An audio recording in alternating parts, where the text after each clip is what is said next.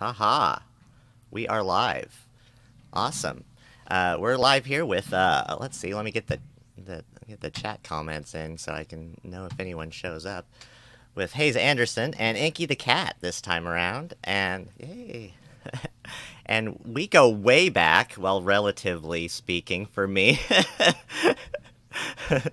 And so the three of us have been pretty good at chatting all around the YouTubes and knowing each other that way for years now, and it's time now for us to finally talk face to face, which is awesome.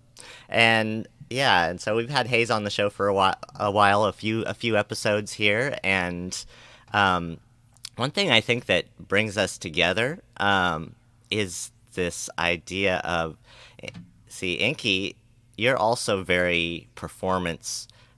You have a very performance mindset coming at all of this, and that's, I think, one thing that kind of sets me apart from what other people are doing right now, or from what I'm kind of always trying to do is just perform on the instruments a little bit more, as opposed to trying to be surgical in the PC. I'm not talking about performing as in we're professional musicians necessarily, but that we're going that direction from the whole idea of composing in a PC or something like that.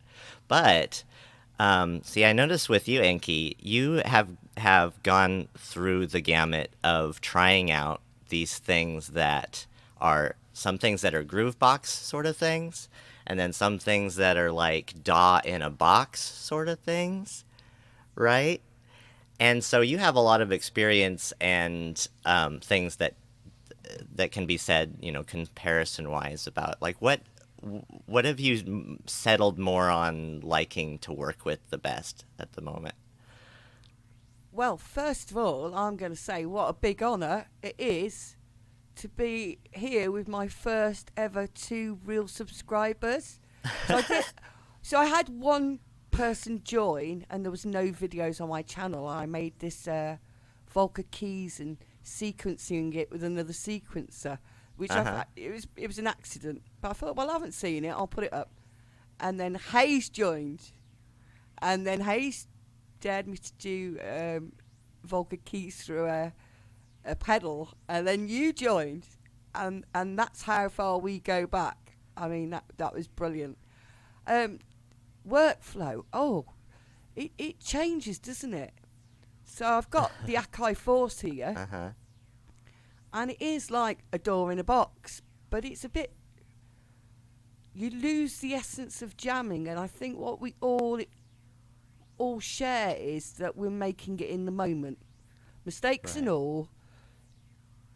Yes, we could go back and polish it. Yes, on another 3 attempts it would sound a lot better. Yes, we could put a compressor on a door or a limiter and make it sound cleaner.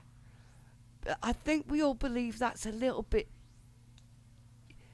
it's not what we're trying to do, is it? It's all about, can we balance it all in real, it's like live juggling with sounds. And and the aim for me definitely is just to get better by practicing, rather than making a polished record that sounds brilliant and it's got no mistakes.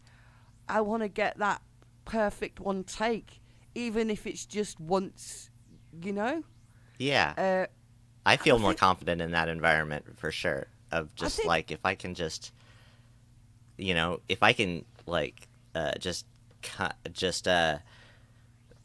notice something and then like keep it when it's really good, and just like, all right, we'll go with that and keep going with it. And that's kind of just how I see it. It is. It's like riding a vibe, isn't it?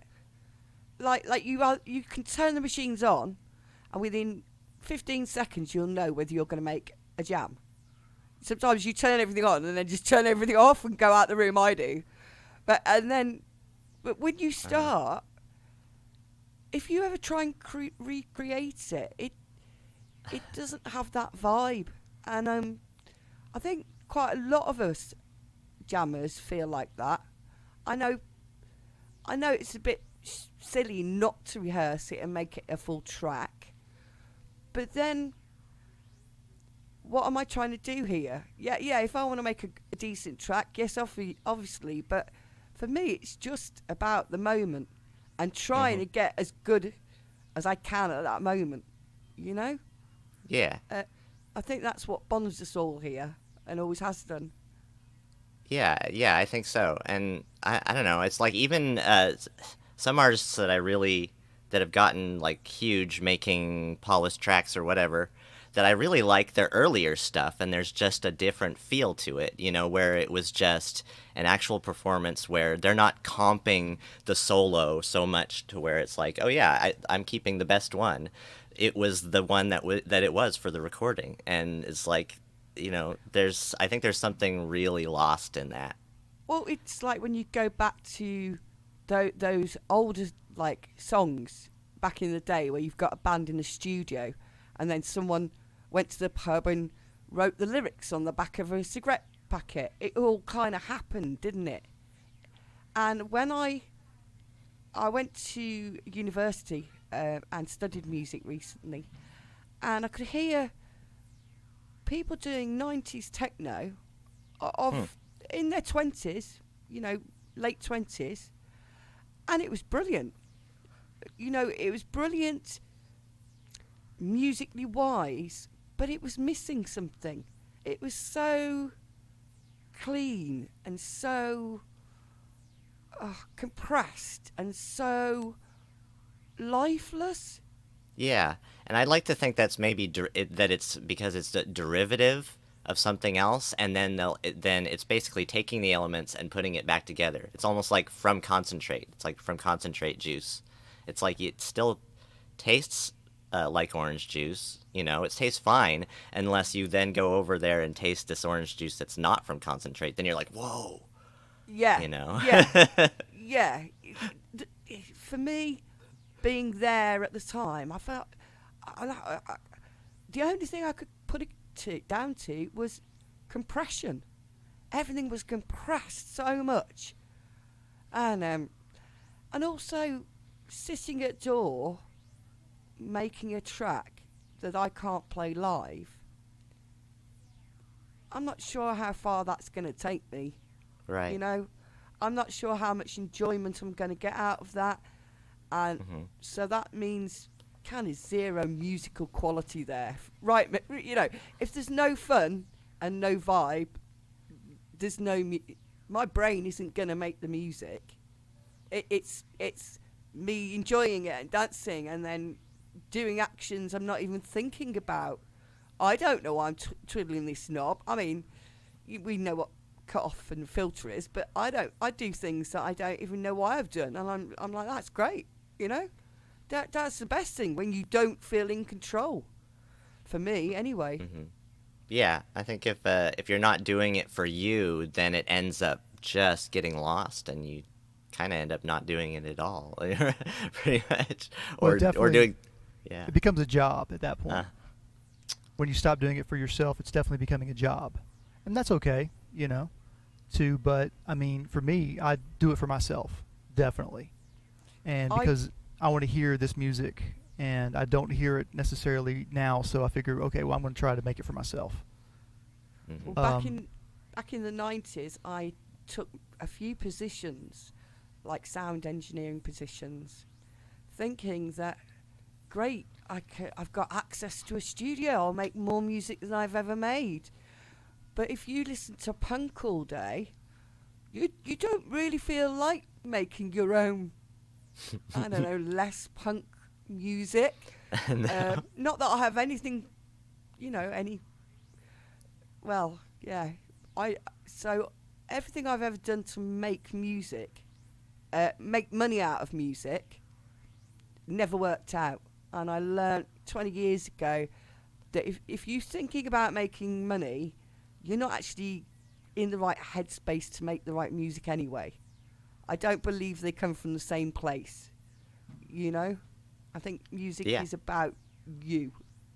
Like Haze says, it's got to be about you and your spirit and just enjoyment. Just having enjoyment. how do you want people to dance if you're not dancing? Mm-hmm. How can you dance sitting looking at a computer, thinking about it? Do you know what I mean? It just doesn't compute to me. So, yeah. Yeah, and that's the thing is like I've gotten to the point where I'm finding things online that I can still get up and dance to, and I do and stuff like that. It's like DJ streams and stuff on Twitch. But actually, I kind of wanted to get into that whole, because it seems like, yeah, you mentioned that there's another show going on that like right now that might be conflicting, and just it seems like all Friday long, and quite a few on Saturday and things like that. It seems like maybe YouTube streaming is really getting to the point where it could just kind of be like, let us flow with and grow communities and communicate with different communities, and just kind of like make it a bigger and bigger thing. This is a kind of idea. I mean, I've already had chats with other shows, and we've kind of getting there. The problem is with the one that's running today is there was no real communication. So they were on a Sunday. I announced on one show we were going to do Friday at this time, and then an hour later they said, well, we're doing it and we're starting next week, but we were starting 2 weeks later. So it's like, oh my God, you've just nicked our slot an hour after we mentioned it. You know what I mean?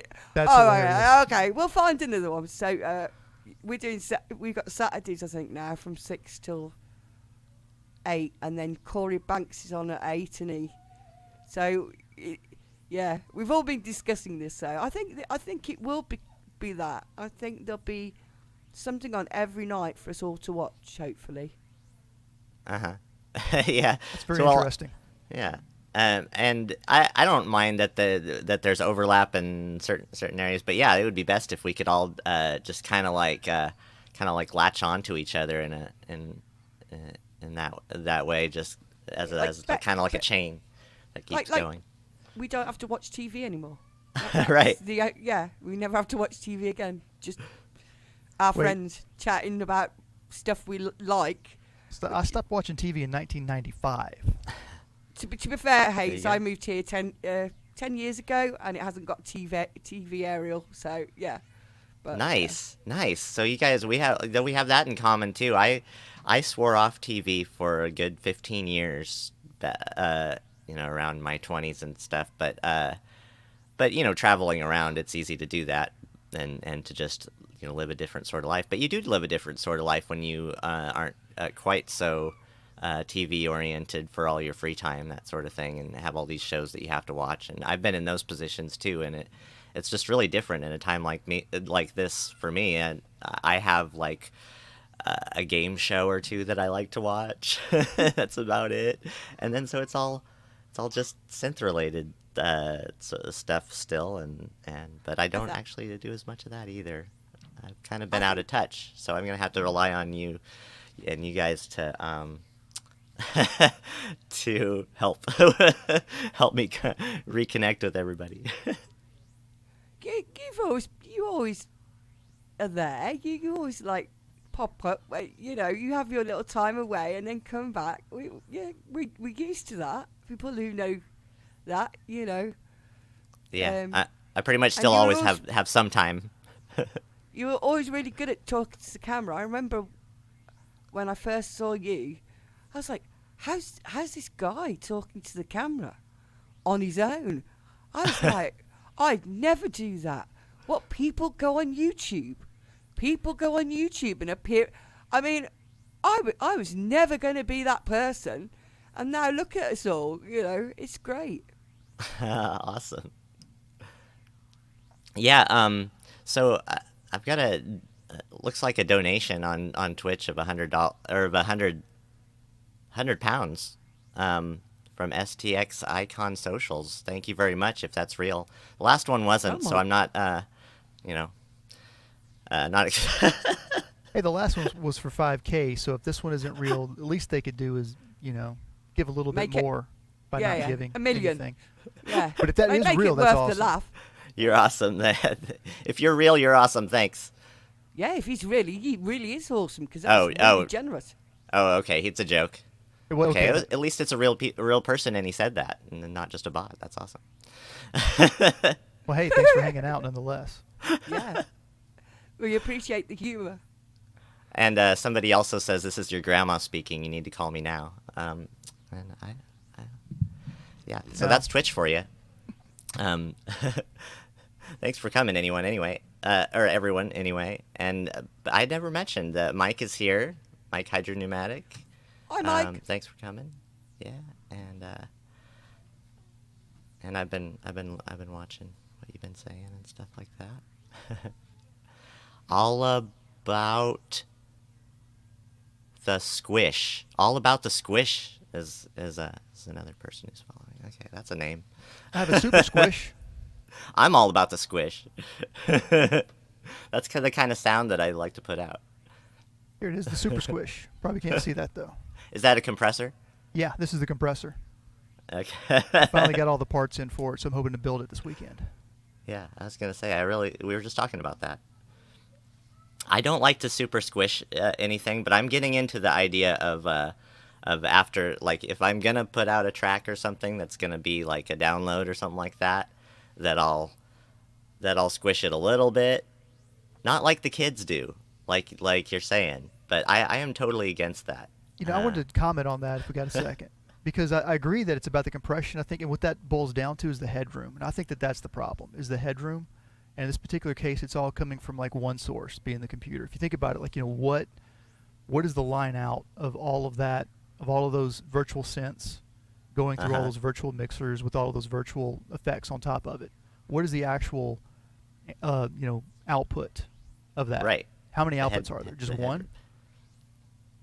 And that kind of is the problem right there, I think. Of having only one output. Yeah. Now, you say, like, well, my mixer only has one output. Yeah, but it's got, I dare say it's got more headroom than the computer does. Now, I don't know about that. I got to look into this. Seems like But- Adamski. But Nice I to think, see you. howdy. Hello. But I Aw. think that what ends up happening is when everything is kind of in that box, so to speak, and the way that everything sounds, everything is done very cleanly. And when you introduce a lot of devices through interconnects, and you end up adding some noise, you end up adding some life to it in some kind of way. That's just kind of my rough theory. Yeah. So Yeah. I would agree. So I'm using compression on effects in the MPC, so stutter effects, and that's playing drums, and it's got a lead, two mono stations going into it. So that is compressed, because that can get a bit out of hand with the effects. I do think it's when and where you use them, but like Haze says, generally they've got loads and loads of channels with loads of effects, and then one and compression, haven't they? And it's just, well, why have you put all those effects on to listen to it, and now it's compressed to... But for me, I'm still happy with my channel just being an expression of a jam that I would like to perform live, because I'm a big fan of people like Orbital, and I'm always thinking, like, well, you know, you can do all this, you can go over it 1,000 times, you can remix it in the DAW, but could you play it on stage and get away with it?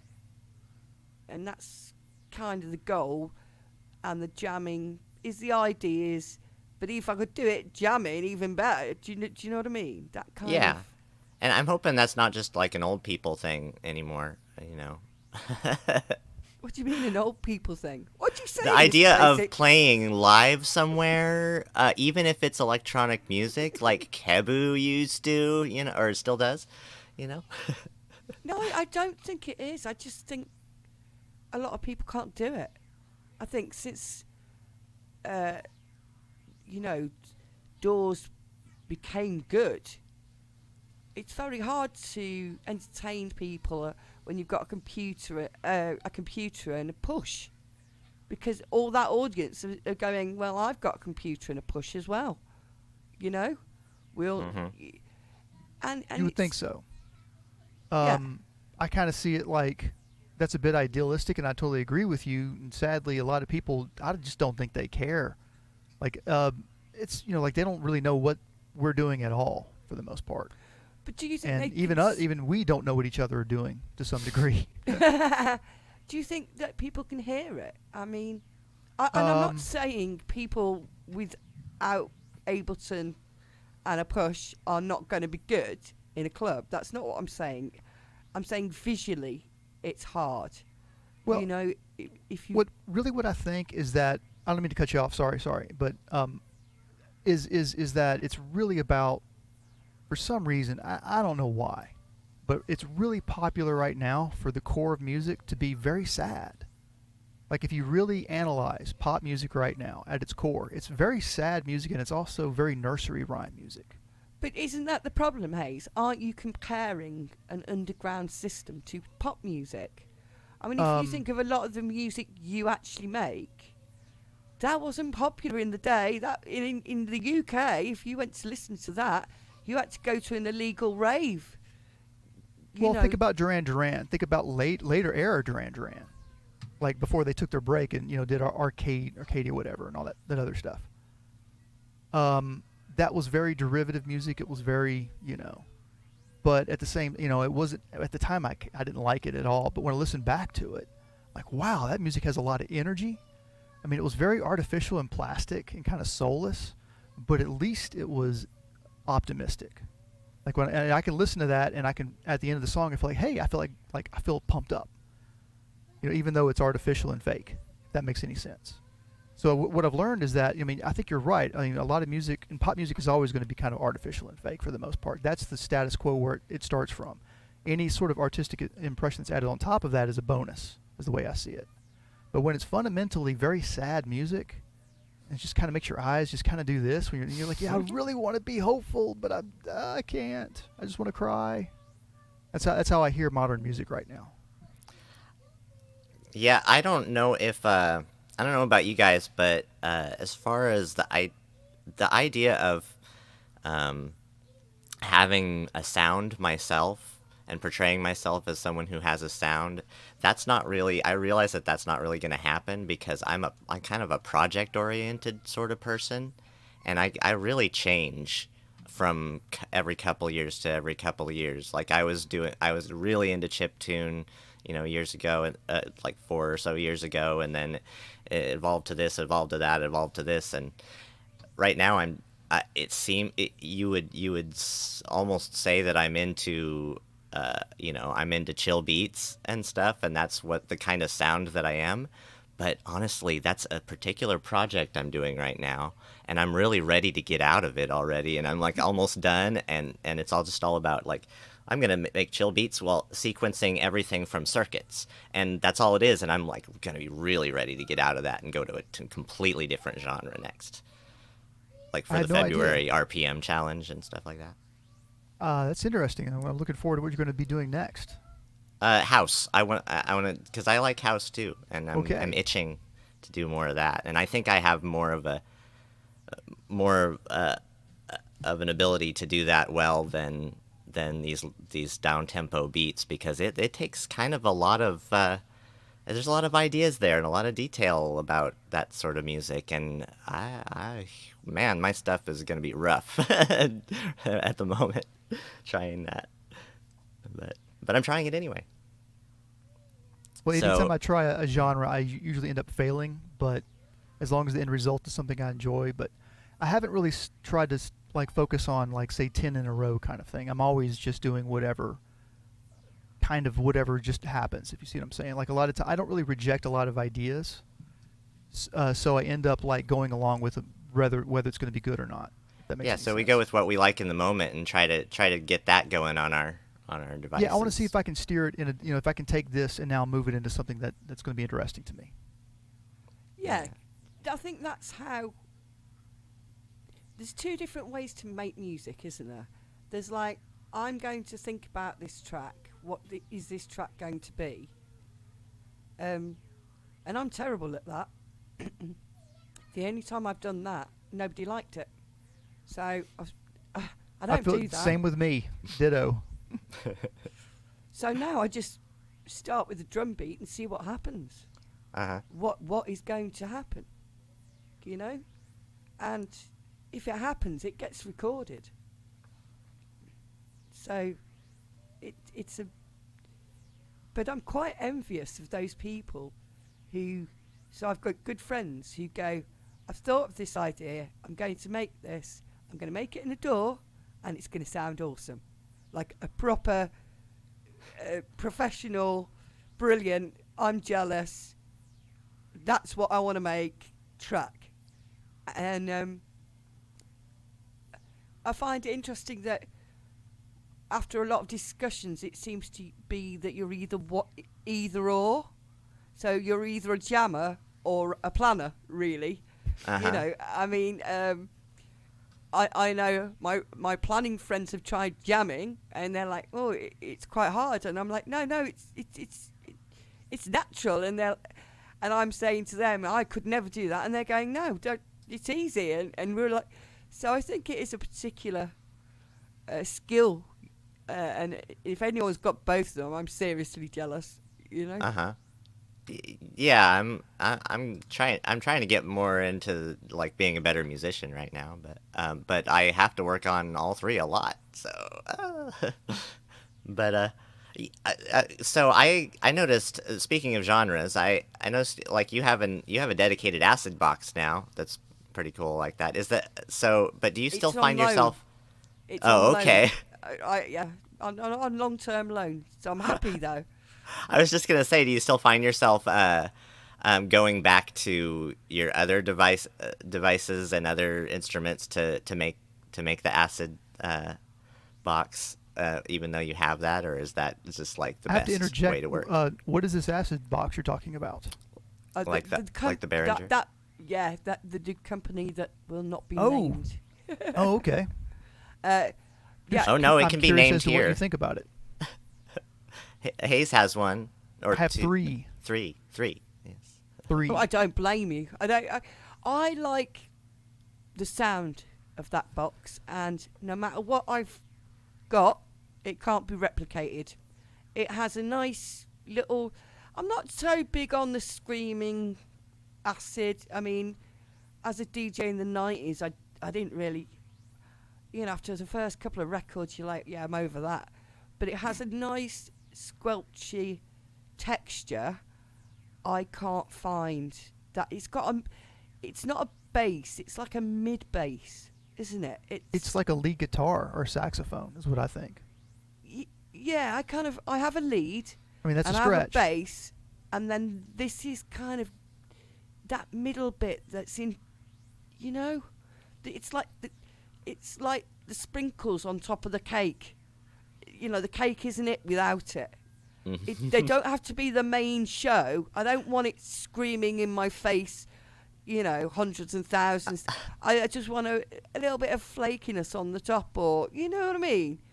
And Yeah.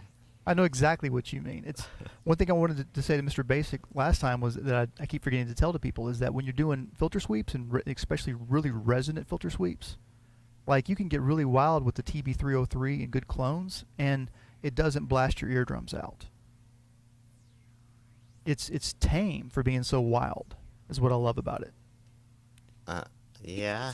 it's got a musical place because of its. No matter what other synth I've got, I can't. It's to call it a bass is not quite right. It's not a bass.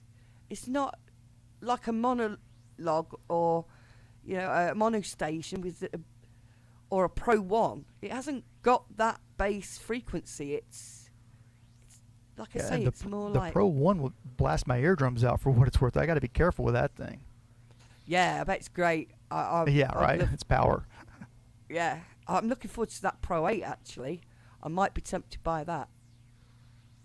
Yeah, that would look really good in my studio. But Okay, so me and Mr. Okay, we're gonna say me and Mr. Basic were worried about the buttons. That's all. And maybe yeah, you are too. those, You've been oh, around. speak and spell buttons. Oh man, those had to go for good, and now Hey, they're. maybe But they're- that's okay. Maybe they're better Maybe it quality. was. I don't know, but I just know, like when I saw those buttons, I was like, oh, I hate those buttons. Those things I just go know that I would bad. want to like not touch it as much Yeah. because of that. Because I'll wear out the buttons. They're gonna wear out. But But maybe, I mean, I'm I assuming don't. they're the same buttons, but maybe they're not. I don't know. I worry. I wouldn't worry about that because I reckon Nah. it'll be better technology. I worry hoping about that. the battery life on my MPC will die. I worry about things like that, Mhm. and then I'll never be able to power it. And I've got a really expensive brick that won't turn on. Oh, that's an easy fix, though. Yeah. I just. Yeah. Okay. It's I the almost thought, the almost hardest thought I part lost my circuit once that way. is breaking no, open. I'd got. Yeah, your break it unit, open and just take the battery out and mainline it to the thing. That I'd probably do it. I mean, opening up your synthesizer is a challenge and a risk. It really, because putting them back together, you're taking a risk that you're going to have a hard time getting it back together and getting it back together correctly. I get that. But believe it or not, like if you can do that, it's well worth it, I think, because you're going to save yourself a lot of money. You're not going to worry about having to do this repair. I mean, because somebody could charge you $300 to fix that. I could do it depending on how fine the soldering was. Usually you don't need to worry about the soldering. Maybe on that one you do. And when you're dealing with yeah. soldering batteries, I will say, okay, that's a bit dangerous. Yeah, just you send it to You want to Haze. know what you're doing. And, No, help well, for small fee. I'd probably ring. Yes, I definitely Yeah, would. if shipping, shipping is so expensive, it's terrible. But Oh, what are you my gonna do? friends, you had Will on here, didn't you? Will I? yeah. Will you had Will on here. Uh-huh. Will sent me a camera from America, right? Because I needed a camera. And he sent me out the kindness of his heart. He sent me this camera. He's the best. Zoom. Yeah, he is. A Zoom 2Q or Q2. You know the little Zoom camera. Oh yeah. Oh, yeah. I love them. Yeah, right. So he sent it me, and he put on it for insurance, said it was worth a certain amount, and I didn't get it. I just got, you must come to the post office, right? And it cost me more than a new one in Amazon to get it out of the UK tax. What? Yeah. That's I- crazy. yeah, That's highway yeah. robbery. That's maritime robbery. I mean, I've never experienced that because I don't really deal. We've always been in Wow. Europe. We don't deal with the US much. Now we've got it from Europe as well. So everything in Thoman, if you buy anything from Thoman at the moment in the UK, you won't be getting that. That's being held in some sort of office somewhere for customs, and then they're going to contact you to put another slab of money on it that you didn't expect or calculate. This is all new to us here. We've I'm never had- sorry. That's horrible. I know you guys in certain states, you have to calculate your taxes. You're buying stuff, don't you? Okay, so in sort of. Tennessee, we do have sales tax, but we don't have a state income tax. So, like I can't really complain about sales tax because I don't have to pay a state income tax when I work. But I could still complain, but people in other states would look at me like, my complaint isn't about the taxes. My complaint is about when you see an item and it says a price, I want to be paying that price. I Yes. don't want someone to go, oh, it's another 17% because you haven't taken that into account. Yeah, we don't have a problem with anything here on this continent, and it seems like anything from Europe, we don't get customs slapping on a bunch. Well, on we our- Right, we don't. we haven't. This is new since January. This Wow. is new. Yeah, we you guys weren't. don't deserve that at all. Well, some people voted for it, Haze, didn't they? Did they So know that they that's- voted for it though? No, well, those Well, I- people didn't do the research in what it would really mean, in my humble opinion. But that we don't want to Well- go into politics. We're not, No, you know. that's true. I But, can't. help- yeah, that's yeah. I'm gonna But become as the far new as arbiter of customs law. goes, like can't this like there's been a lot of sort of corrupt customs systems in Europe all the time, right? That I've heard of, and that I've never experienced here on this continent, but with Canada or anything. But like, but yeah, it's always seems like it's been a thing. But then that's like a thing that they use to make money. But what if everybody just said no, you can't you can't gouge us for this thing and change the customs rules and stuff like that? I don't know. Well, you see, that's another thing they didn't look at. Our highest court now is the Houses of Parliament, the House of Lords, which is our highest legal court. And that used to be full of posh lords and ladies that had been rich forever, right? But somewhere in the 90s, that all got changed, and the parties in power were allowed to nominate people, like their rich mates or whoever's. So that's now become like a political thing, which is our highest court. So if you ever want to challenge the government here now, because we've left the EU, you're not going to be able to. You could literally get treated really badly, and it'd be really hard to get the highest court in the land to agree with you, because the majority of that would be aligning with the government we have. Do you understand? I think I do. Yeah. Yeah. Americans, we're now more your type of system now, from what I can gather. Yeah. Well, if I have to send you a synth, I'll be making some airships, and I'll drop them incognito with these little DIY drones. What about gifts? What about sending a gift? You could send a gift, but if you insure it,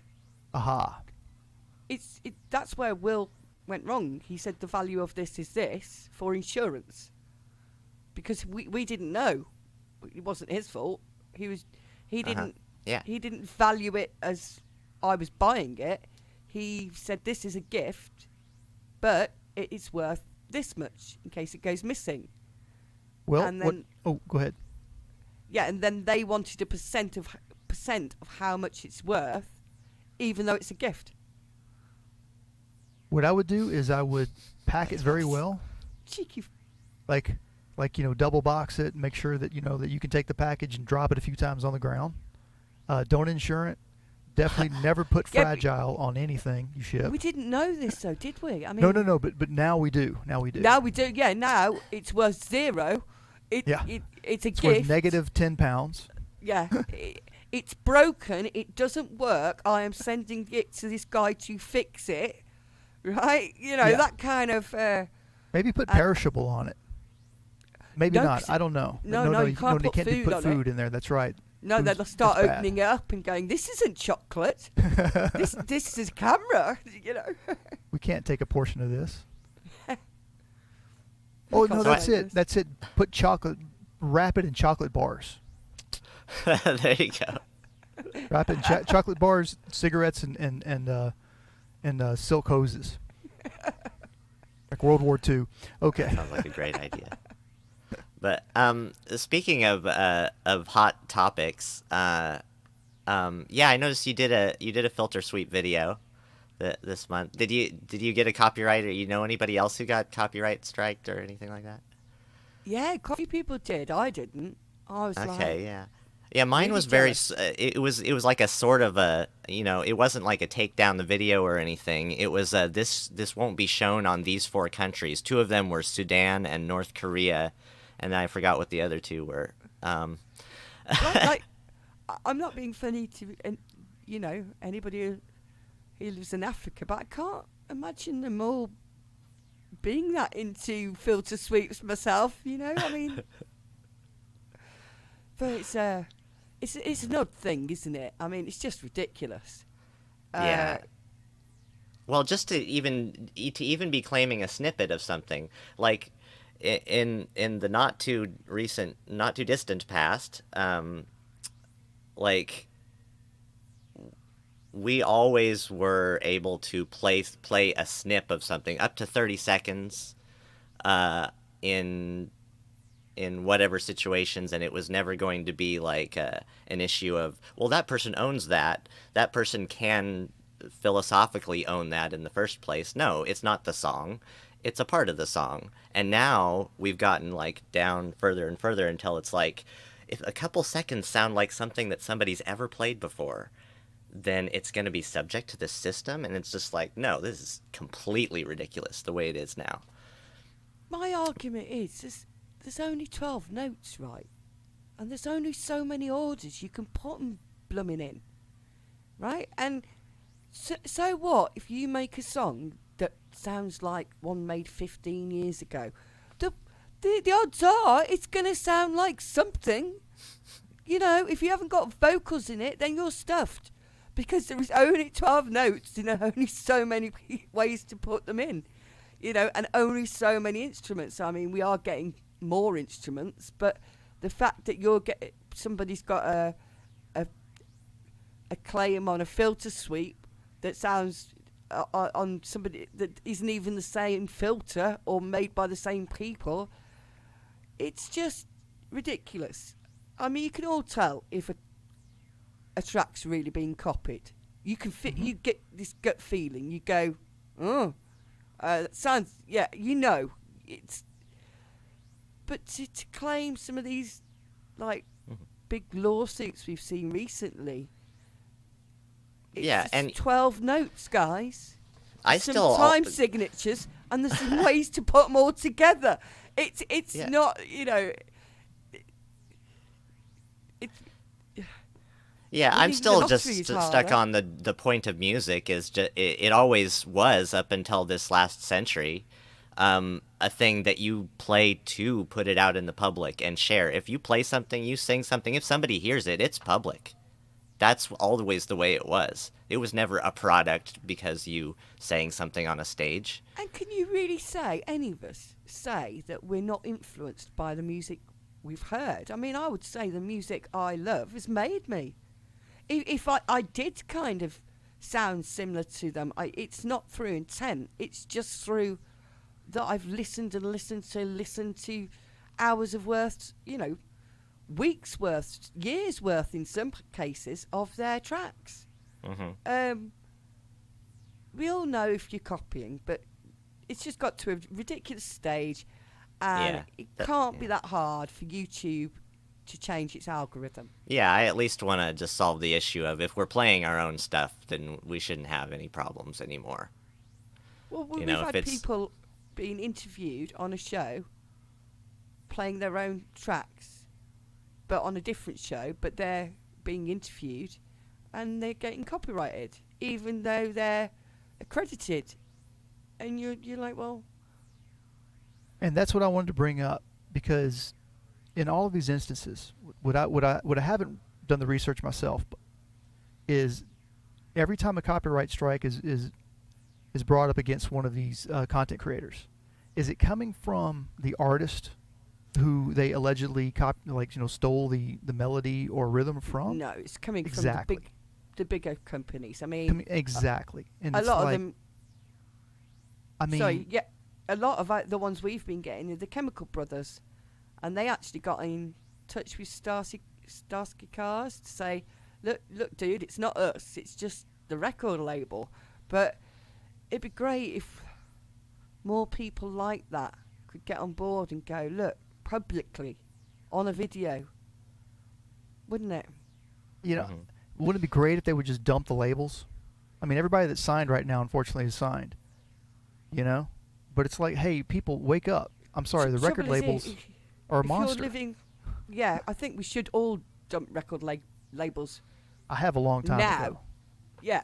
But if your income depends on something you did in the 90s, and that's your bread and butter till today, especially now you can't perform, then you can't really just... No, I understand that. No, you signed a contract. You're still getting paid, mate, for what you did 20. Yes. So how much though? 5%, 10%. I don't know. How much do the Chemical Chemical Brothers why is it not 90%? Well, that's it. It was always the power of the big corporation, wasn't it? Yes. We are doing Yeah. you a favour. And it was always picking up artists in their youth that didn't really have the knowledge or the guts really to say, hold on, this isn't enough. You were just glad, weren't you? Oh my God, I've got a record deal. Someone's taking me seriously. I'm getting 15%. Oh, but you're getting all the money up front. And then when you go on tour, you've got to pay for your own hotels. And actually, you haven't paid your tax.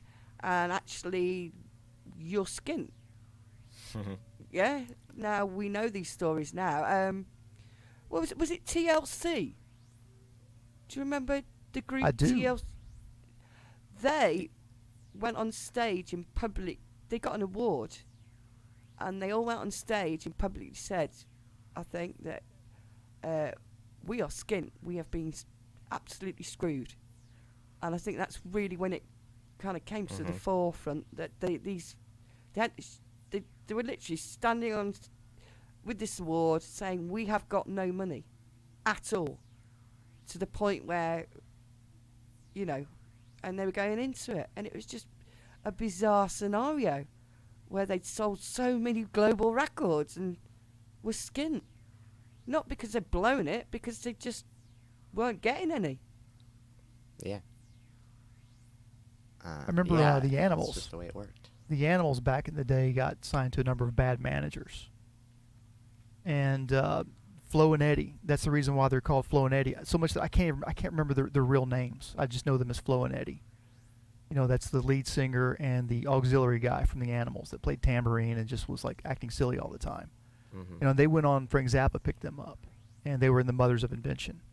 And that whole time they were doing that, they owed like hundreds of thousands of dollars to the record labels, all during the 70s, all during the 80s, and they still, I think, you know, when they play these shows, they still have to pay some of this money back to some of these lawyers and agents and whatnot. It's just ridiculous. And the whole time when they were the Animals, they were doing like commercials for Pepsi, and like, you know, it's like, you know, they were, yes, we want to be, we want to sell out, you know, we want to do all this stuff for you and be very commercial and make all this money and everything, and they just got railroaded. I think my camera's frozen. Yeah, we can hear you just fine still, but your camera's frozen. Oh no. So Yeah, you sound fine. Oh no. I'll reset you here too.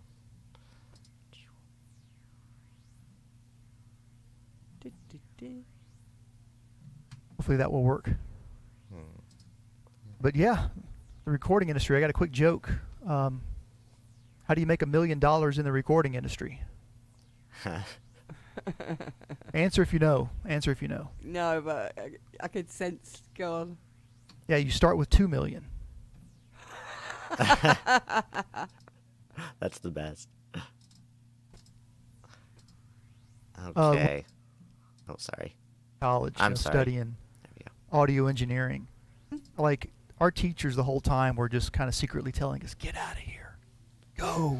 Change your majors. While you're still young. Well- Yeah, and it's still kind of like there's the big three, of Sony and Universal, and what was the other one anyway?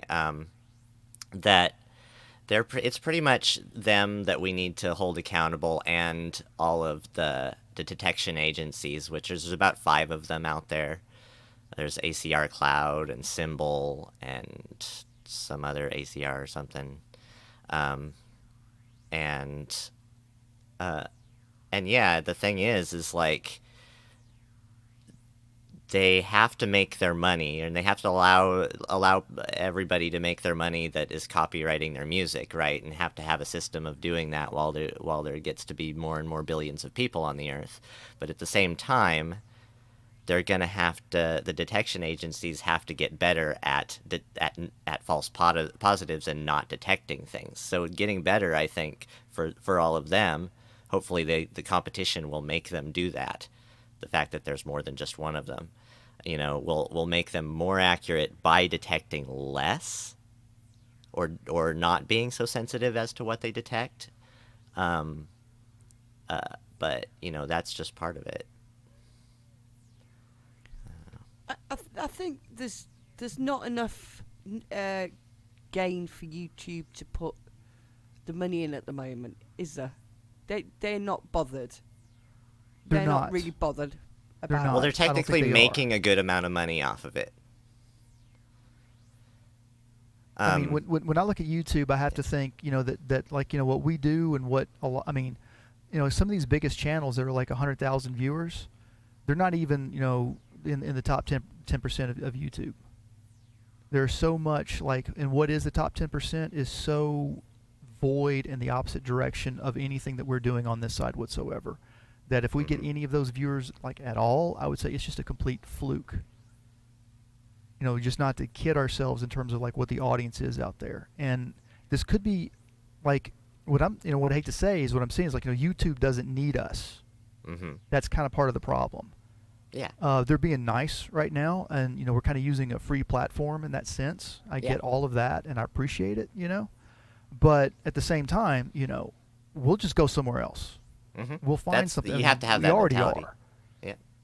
I mean, and I'm already seeing droves, taking alternatives to YouTube, and there's going to be a lot. It's going to be kind of hard, for the dust to settle to know where your community kind of ends up. Yeah, and I'll use YouTube always, Yes. and that's kind of maybe a good attitude. It's just that I'll use this for said specific thing, if I'm going to use YouTube, but not rely on it or its ability to be cool for whatever you want to put on it. Twitch is kind of weird. Like, the reason why I enjoy Twitch for live streaming is it just seems to be more one-to-one. I don't know a better way to put it right now without thinking, wasting our time, waxing philosophically. YouTube, I probably should try streaming to YouTube. I haven't tried it yet. It just feels wrong to me, but here we are on YouTube right now, right? And multicasting, of course, is always a thing. But I feel very, like, to me, I don't know, I wish that a lot of these various platforms would just adhere to a policy of, like, we want to do just a few things, and we're going to be masters of those few things. In this particular case, YouTube is a master of VODs, video on demand. Uh-huh. And playlists, And Twitch is not. Twitch is absolutely not. I mean, Twitch is like, it's volatile, meaning that your streams are going to be gone in 3 weeks. Mm-hmm. And so for me, YouTube is a great platform for archiving all of my Twitch stuff. Mm-hmm. Also YouTube has discovery. Twitch does not have even a system of discovery. They simply have the first video up there is more likely for you to see no matter what it is. And the first video up there is just the one that has more views right now. And that's it. There's no algorithm. There's no nothing. That's true. You have to have your own search, mechanisms for finding stuff. Usually what I do is I search for like Dark Souls or I search for music streams, and that kind of helps. But no, you really need those alternative. What am I trying to say? Those auxiliary channels like Discord, where you can make a community. And we there's get also Inky back Reddit. here. Oh no, we lost Inky. Hello. Well, she's back, but we still don't have the camera going. But Wait a minute. Yeah. I've had to reset it. Let's see if this works. Ah. Oh, hold on. No, hold on. Wait. We're on the wrong camera. Hold on. Let's see. I want to say Adam said something here I thought was interesting. He Yay! prefers. Yeah, hey, we're back. He prefers the 303 squelch without the distortion. Uh-huh. That's a very interesting thing. I wanted to, okay, I cool, we're do. back. Do not want to change the subject, but just real quickly. Oh yeah. I thought that was an interesting thing. Yeah, usually like when I don't use distortion, I'll usually use like square wave, and I'll take that opportunity to throw in things like choruses and flangers and other kinds of effects. Kind of bring out that, I don't know, just a lot of flavors, so to speak. Uh-huh. It starts out with a lot of flavor. I was gonna say, like, when somebody said, or when we were talking about squishy earlier, that's the first thing that comes to mind. The squish is actually that sort of sound before I even think of compression. But is that sort of acid, the squelch, as you say. Oh yeah, okay, gotcha. This is like a squishy But music. anyways, yeah. So where are we on topic now? Sorry, we got scattered. Well, that's a good topic. We can go back to that. But yeah. Well, yeah, we were talking about platforms and streaming, yeah. And I think so, yeah. So if a lot of people start streaming on here, Hardware Jams, and we get this whole copyright thing all ironed out, it would be great too. But we'll just keep on doing it anyway. right? And maybe like link up people that are doing hardware jams like that and stuff like that. Not playing music as DJs, of course, because YouTube is not as has not been as lax at that. And actually, Twitch has tried to do things that way too, but they're not as afraid like YouTube is of the whole COPA thing. They still are kind of like declaring themselves as just people who are going to sweep it up afterwards if there's a copyright issue. The Twitch is basically Switzerland. We're Yeah. diplomat. We're just here, and you're here too. But It's not our fault. I've seen people, Not our responsibility.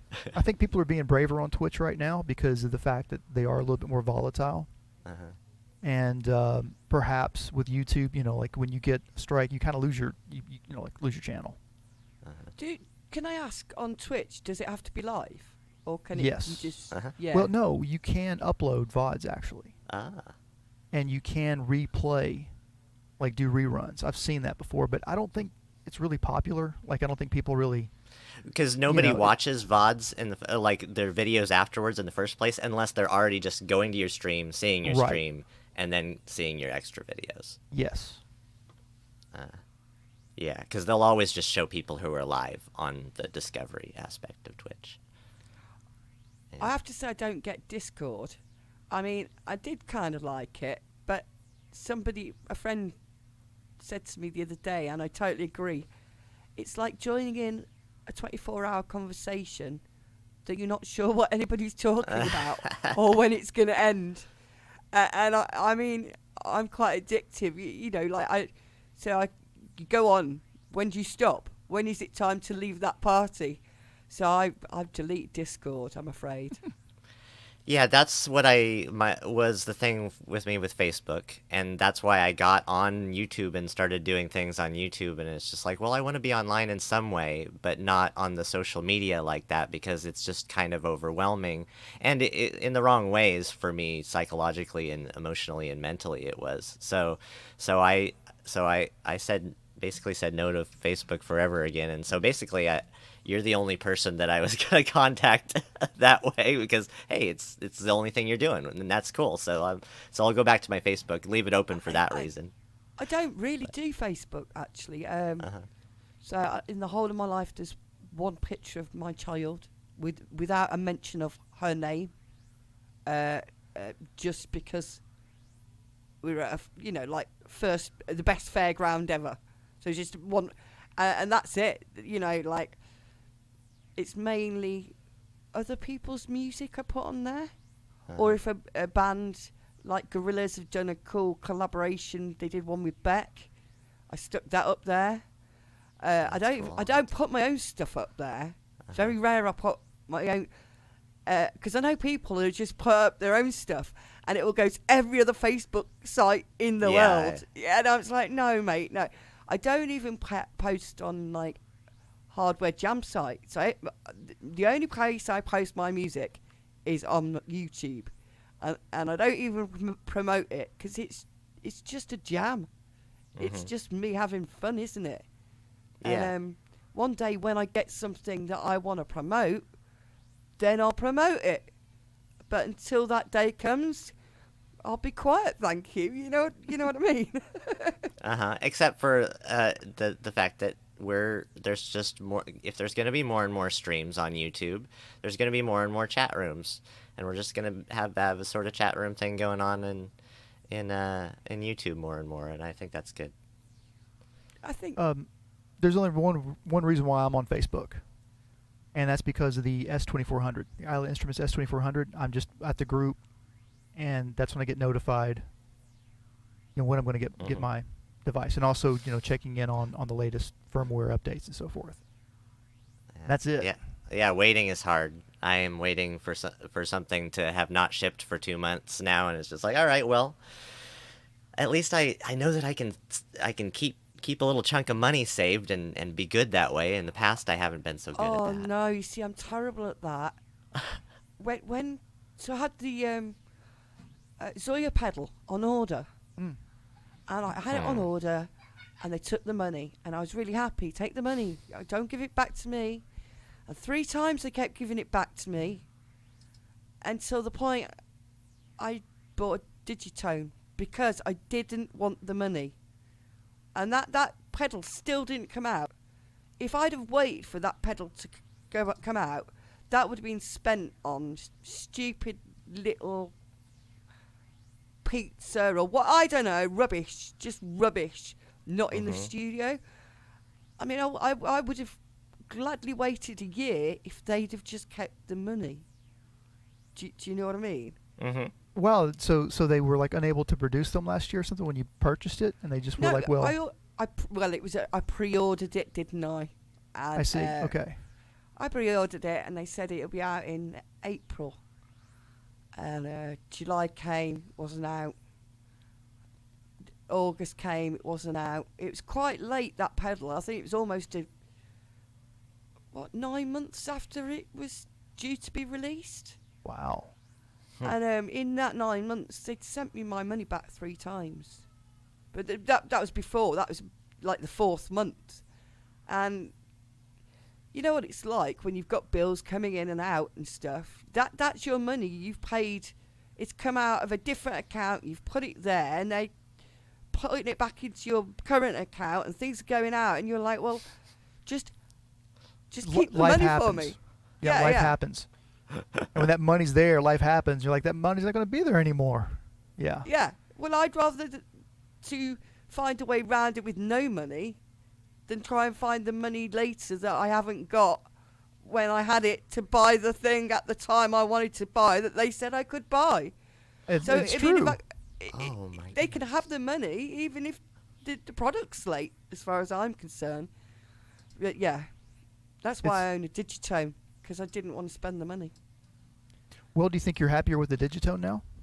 Because it's got good effects too, right? Actually, yeah, that's what the TD3 is going through.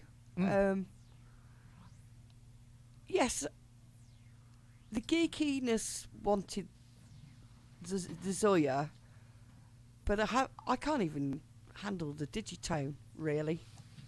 You know, like, I'm not a master of the Digitone by any... I'm one of those people who's going, if I had to use it on its own, I'm like, what are we doing now, and what button is this? But it's for temporality. I can't say that word. It's for FM voices, really, isn't it? That's why you got to look at it. If you don't use a sequencer, and also the sequencer is quite good if you want for modular stuff with the parameter locks and stuff like that. Not that I will use it like that, because my Neutron has been patched up. I'm going to tell you this is shameful. I realise my Neutron has been patched the same way for over 12 months.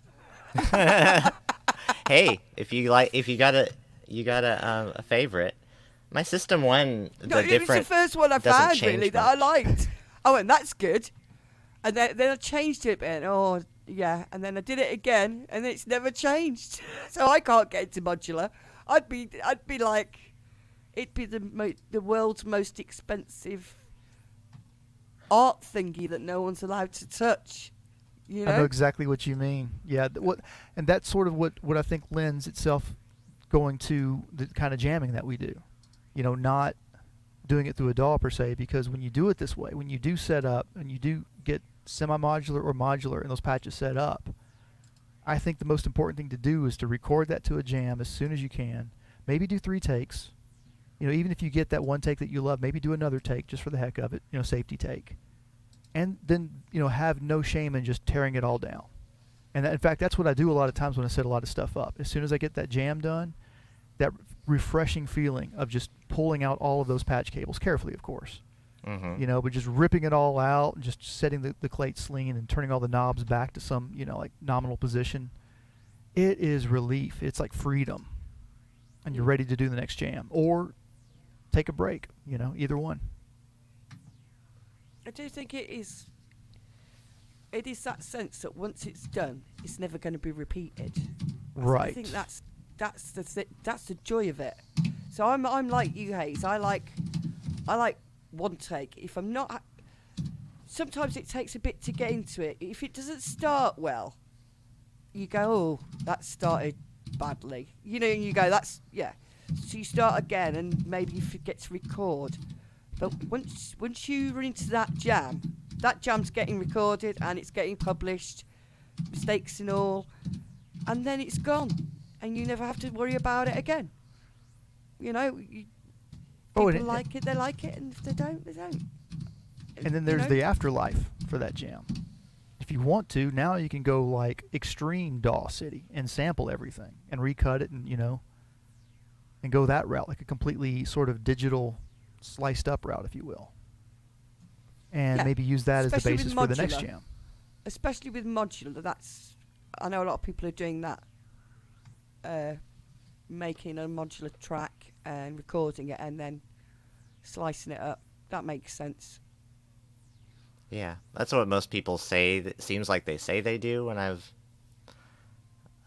don't know, people on YouTube, and when I've heard people explain, well, what do you do with your modular? I take snippets from it, and I can't fathom that for myself. Actually, I don't see that happening. I can't really either. But if I was able to easily edit my videos, I would have no problem cutting out certain sections of my jams where I may be trying to establish something and it's a little muddy and murky at that moment in time, or things that just carry on too long.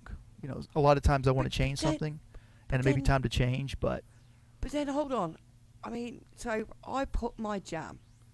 I don't know if you guys have heard of the URL.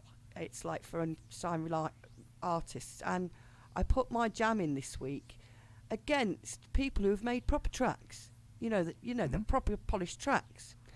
And someone spotted my mistake. Everyone was like, "That's good, that's great," and whatever. And someone went, "There's something wrong there," and I went, "Yeah, I know what it was, because I was feeling it at the time. One of the Digitone tracks is really, I've altered the LFO and not saved it, and it's wrong and it's sounding horrible. But if I don't know which one it is. If I mute the wrong ones, it's going to get worse. If I mute it all, there's going to be a great big hole." And then I've tried to compensate it, I think, by chunking the chords out a little bit too early. And you look back and you go, "Yep, that was a mistake." And one guy picked it up, and I said, "Oh, it was a live jam." Now, to be fair, the next day he sent me an apology. Well, he sent me a hello on Facebook and said, "Well, I didn't mean to be too hard." And I said, "No, I'm glad you spotted it. I like that honesty. One day, when you and I aren't feeling the same thing, that will be a good jam." That when it's good enough to go against tracks, and I'm not going, "Oh, I hope I get away with this," and someone goes, "No, you haven't." I mean, I'm respectful for that. I love that. Do I want to crop them out? It's a lot. It's editing, and I'd rather just get on to the next jam. Move on. Yeah. I have doctored a couple, like, just if I can get away, and there's like a really bad pop, I mean, a lot of times what I'll do is I'll take like either like 4 measures or like 1 measure, a few measures ahead of that area or behind, and just overlay it real carefully. Yeah. Oh, Haze, you shouldn't tell me things like that. Well, I always say it in my videos if I do it though. I'll say like, I've had a couple. I'm sorry. Go ahead. The only thing I've ever, in my mind, done like that, I did a 45-minute set, and I literally made the set by making a jam, then making another jam, and then making another jam, and then never really played through it. And I'd got identical equipment with a DJ mixer, but the levels between the different tracks of the jam, I did have to go along and use like an automation, because they were so bad. But stupidly, they were both going through MPC, so I could have just put a compressor on the MPC, and then it would have sorted that all out. But it was like 2 days before this had to be in, and I wasn't going to do it again. I mean, I'd done it on the second run through, I thought, right, that's it. It's staying, because I could try this 1,000 times and not do it as well. But yeah, no, if it's a 3-minute jam, if I'm not happy, I won't actually finish the jam. I'll just stop mid-recording and turn everything off. Mm-hmm. You probably don't even get to the recording bit. I don't think I've done that yet. I think I've always dropped every jam, even if I didn't like it. I can't think of. There was one that I lost it, and I tried to kind of get stuff. It had technical difficulties, and the whole thing came crashing down. And that was a January, and I wanted to abandon it, but I couldn't, of course, because it was January. But, Exactly. I've never recorded anything, and you make it, don't you? You kind of make it, like trial it out. You make it live, then you record it. It's really two times, isn't it? You make it and then you record it. Yeah, and even if you mix well, it could actually sound different afterwards anyway. But like that's kind of the thing is like mixing before you play, or having it well mixed before you play, is kind of, or while you play, is kind of a good thing to do. But yeah, it's like you said, pops and clicks, or that errant note where it's like that velocity curve that's so bad that's like I hit it once and it's like, and I hit it again, it's like, bang! It's like, oh no, that was supposed to be my solo, and now it's like going to be the loudest part of my song. It's just these two notes.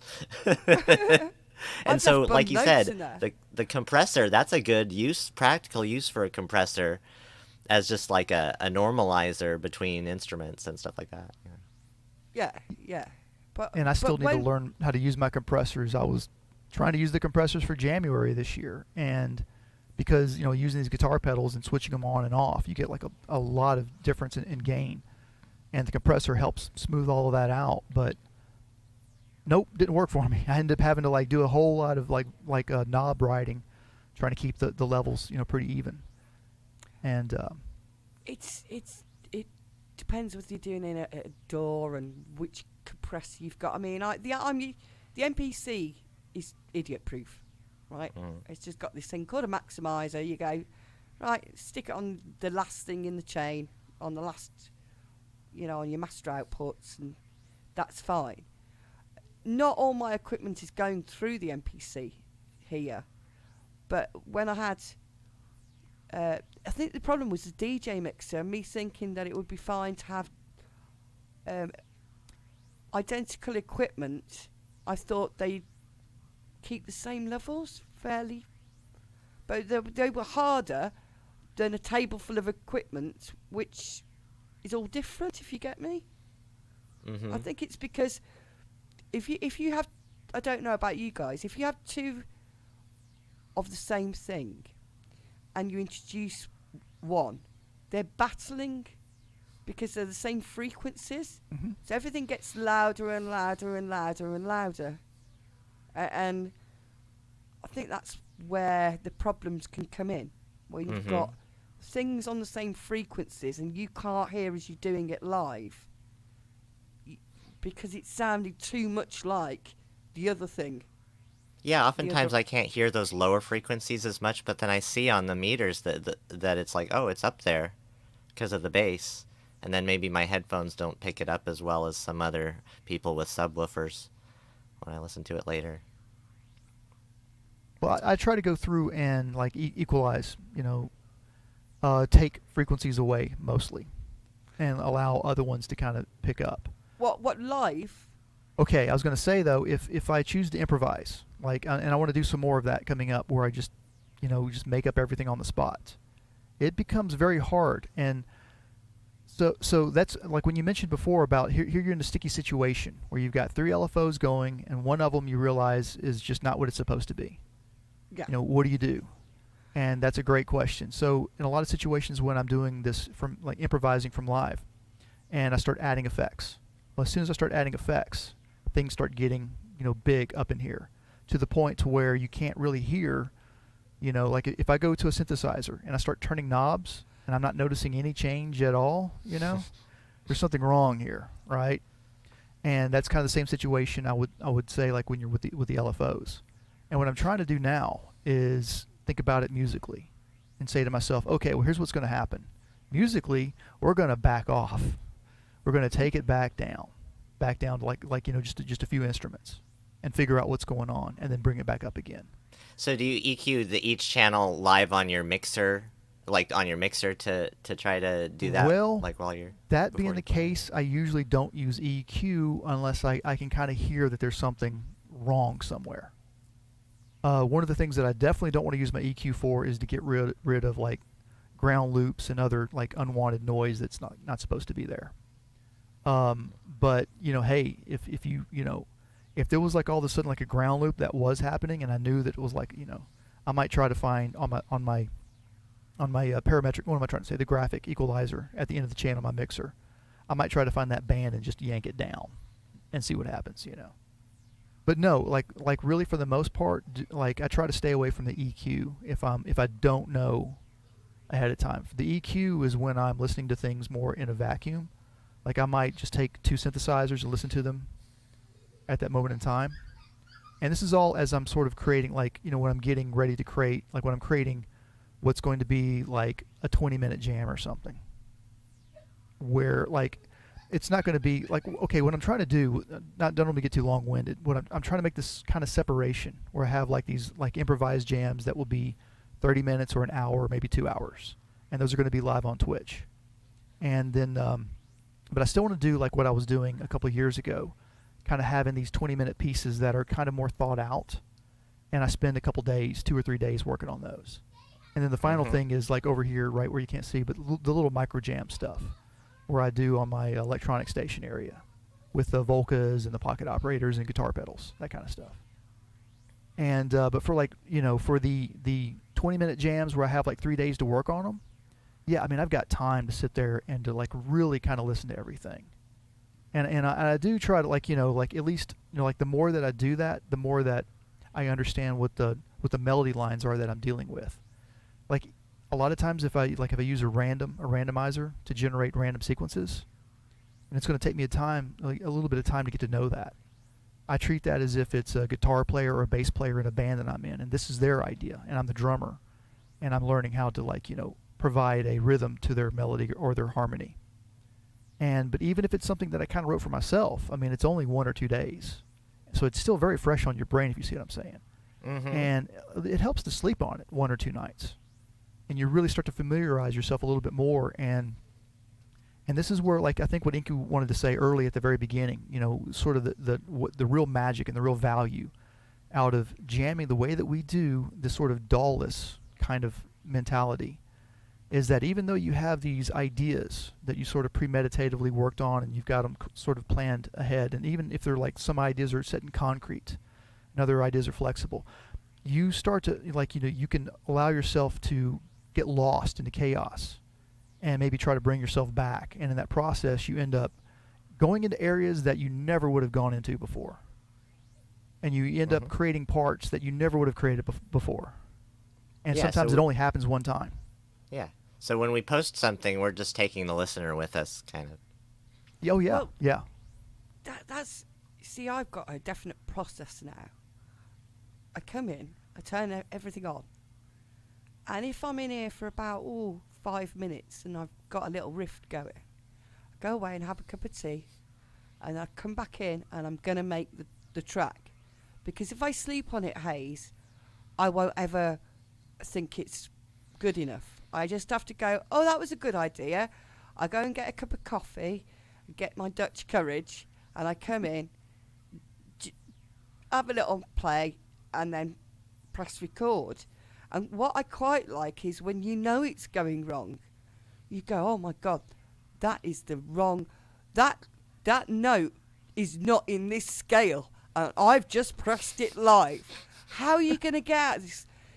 I tell you, you're going to hold it for at least 4 bars, and then do something. This is what's going through your mind. You've just made a mistake, and you're like, my 2 jams ago, I promised to make the first, to film the first go.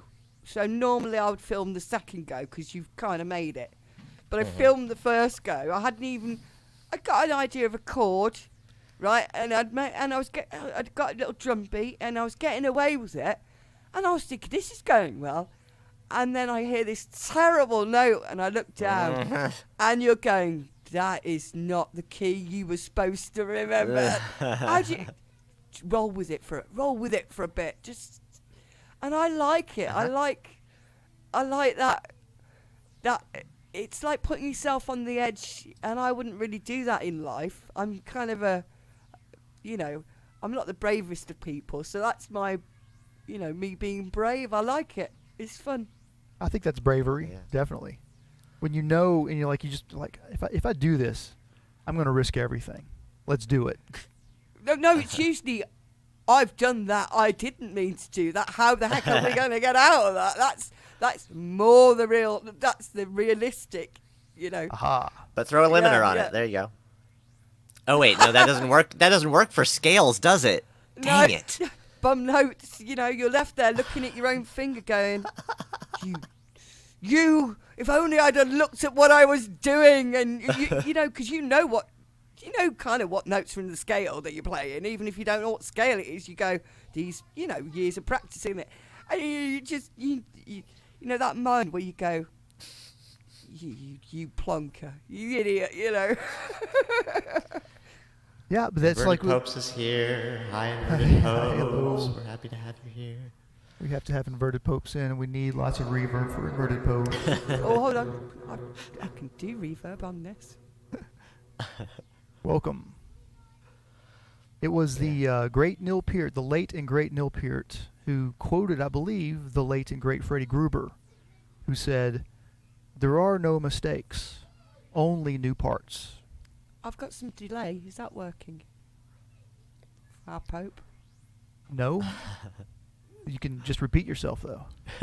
That's if I turn it on, it might help. I hear a slap back now. Popes. Just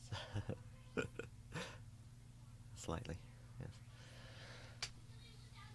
So we've been going for what? An hour and 22, or something like that. Well, I think it's really nice of our very good friends to join us, because we know that certain people have been here from the start, haven't they? And We even got a Damsky in here. I haven't seen you in a while. Yeah, I Well, remember, seeing Adam building a synthesizer 3 years ago. And But I remember seeing him watch Mr. Basic when there was me and Adam watching Mr. Basic, and Mr. Basic had 10 subs. He's a superstar. I mean, all these people have been around since the beginning. No matter where we've gone, we've all kind of... And that's what I love about the community. It's a real community. There's a small community that stretches all around the world, and because of that, we can really connect now. It has based on our become a proper interests. community. Yeah. We've all got history and stories and fun, and I mean, yeah, I think it's pretty awesome. Really, I didn't really think this could happen. That YouTube would be a source of, I used to go down the pub and have boring conversations with people that I hadn't really got much in they'd be talking about their job, and I'm like, well, I don't really want to talk about my job, Now I'm talking to friends about stuff I actually like, to interesting people, you know what I mean? Yeah. definitely. I'm still sitting here surrounded by people where I live in the physical world, and family and friends and everything are just completely, not only not interested, but they'll make sure and tell me that they're not interested each time I bring up the subject. And, I've got my best friend is a drummer, right? I still send him my YouTube videos, and he still don't reply. He'd lend me 100 quid. He'd lend me £1,000 tomorrow. But has he looked at one of my YouTube videos? No, I don't think so.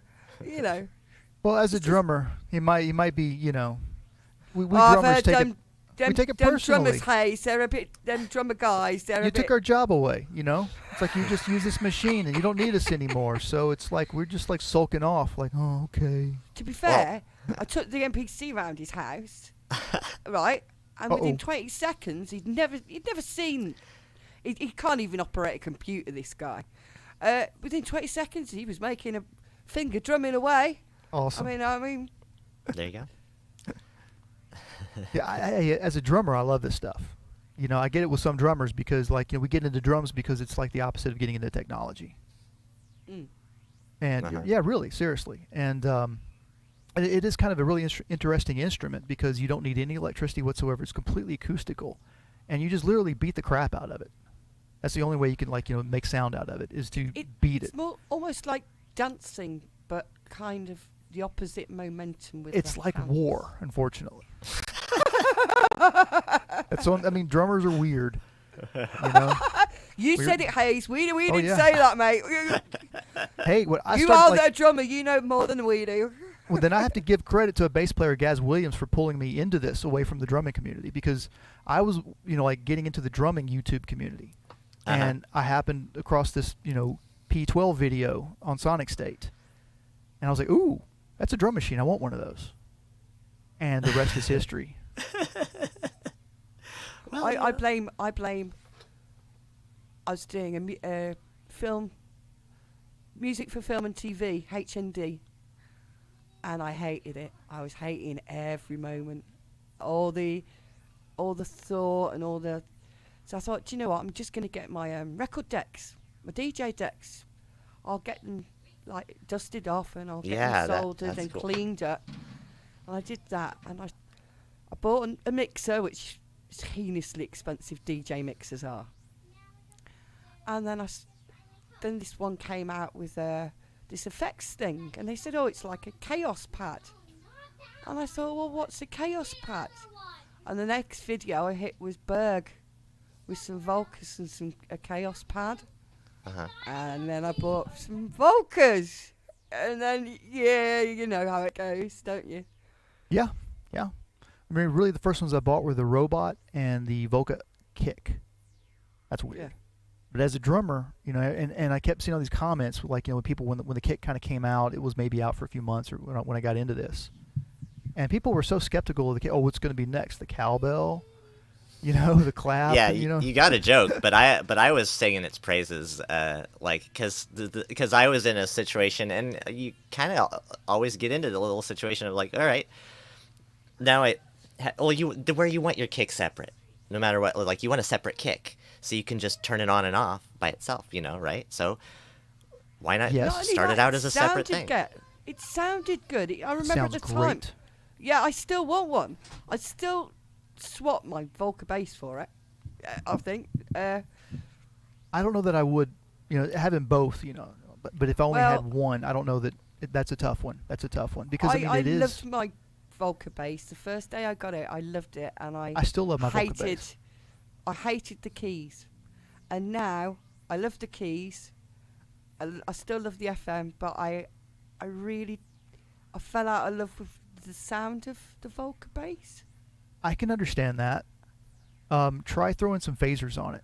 Like throw it through your digitone and like do some phasers and some chorus with it. I've got a mono station, and it's got like I've got 2 mono stations, and they've got great sequences on, and they're then like sell the bass. That's what I'm gonna do. It's sitting in a little. I got given one of those, you know, like those metal boxes. Somebody said, "Oh, you might like this," and I was like, "Yes, I can fit 3 Volcas in." Have I ever taken it out? No.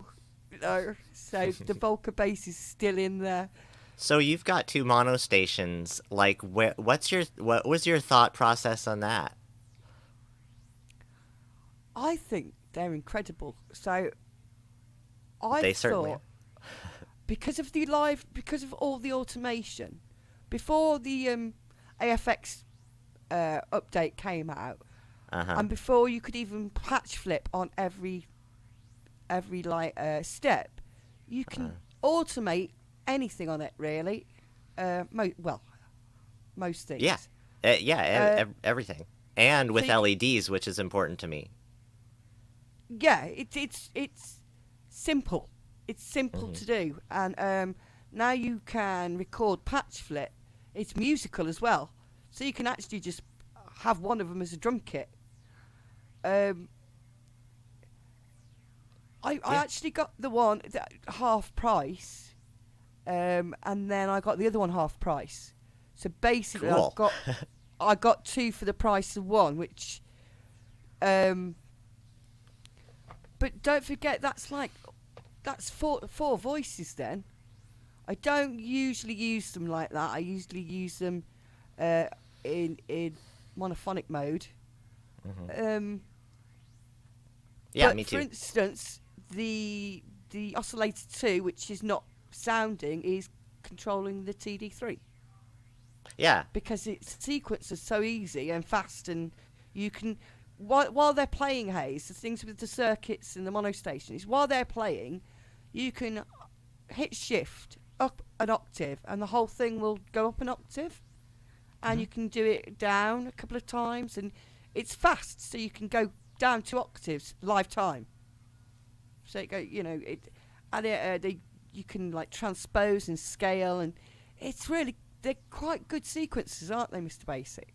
Yeah, it's the best. Like people say, the circuit sequencer is good, but that's the original circuit sequencer is not actually, as good a classic sequencer with everything you want as the monostation is. The monostation just absolutely nailed it with all your sequencer functions and stuff like that. Plus, you got 128 steps in in your what you're working with on your first voice that way. And yeah, the whole thing about being able to have 2 sequences going out to something that really like makes my circuit, not my original circuit, like not as good all around to me as the monostation is as a sequencer. And so I totally understand that. But are you looking at the new ones? Are you kind of like, how you feel about either one of those in terms of like? I have, so I'll be honest, I have 3 circuits. Again, 2 of them were second hand. One was bought just kind of as a MIDI, like you say, like as a polyphonic MIDI sequencer. Yeah. And a backup in case they stop making these things, because 2 of them and a little Chaos DJ, I could just go all night with no idea what I'm doing, get myself along, probably make very little mistakes on them, and make a jam all night. I think they're brilliant. The new ones, they haven't, because I own 3 or 2, I'm not going to need the MIDI channels. And no, and you don't need the drum one either, because you've got you have an MPC. But if I didn't have any of this kit, if somebody said to me, what's the first piece of kit should I get, I'd say, look at an MPC one, look at these 2, the tracks and rhythm. They'd be in a few things I'd give people to look at, as if you want to start jamming and you want it to be fun, these are going to be useful tools in your equipment. Yeah, I don't know if you watched Gabe Miller at all. Yeah, I do. But so I'm the circuit guy, so I watch him because of that. But like, and now I have a 101, and he went through that and got used to that. Although I haven't got comfortable with mine yet, so I can't say anything yet about it. But the thing is like he just this morning came out with a video that I watched on it's 4 tiers of groove boxes. Yeah, and he kind of just and so he I mentioned that. with him on the tiers there. I mean, I don't know. Well, I know that he was talking about how the Machine Plus, that's the thing, is like it's good for anyone who wants that the contact instruments or the contact instruments whole package, because you actually buy that along with it in terms of the price you pay and stuff like that. But then that just always puts me back to the idea that I've always thought the MPC one would probably be your best all in, or DAW in a box, in terms of the force or whatever, or push to or whatever else. I have a slight problem with Native Instruments in that I don't fully trust them not to make me pay for stuff I might need. Right. Also, I believe they've partly been taken over recently. I'm talking the last week. And that's from a DJ source. I haven't backed that up, but the source I've got it from, they're big enough not to get this wrong. So they were talking about support for Tractor and stuff. I kind of missed the whole NI thing, computer thing. And I do really like the idea of the Machina Plus. And I do like... I mean, it's got some great sounding synths. I'm just wondering how you can access, how far you can access the parameters of those synths. And that's the same for the Akai Force and the MC707 as well. What about the MPC-1? The MPC-1, you can access the synths, but then all these products sound good on their own. If you start putting any kind of analog synth with it, you've had it.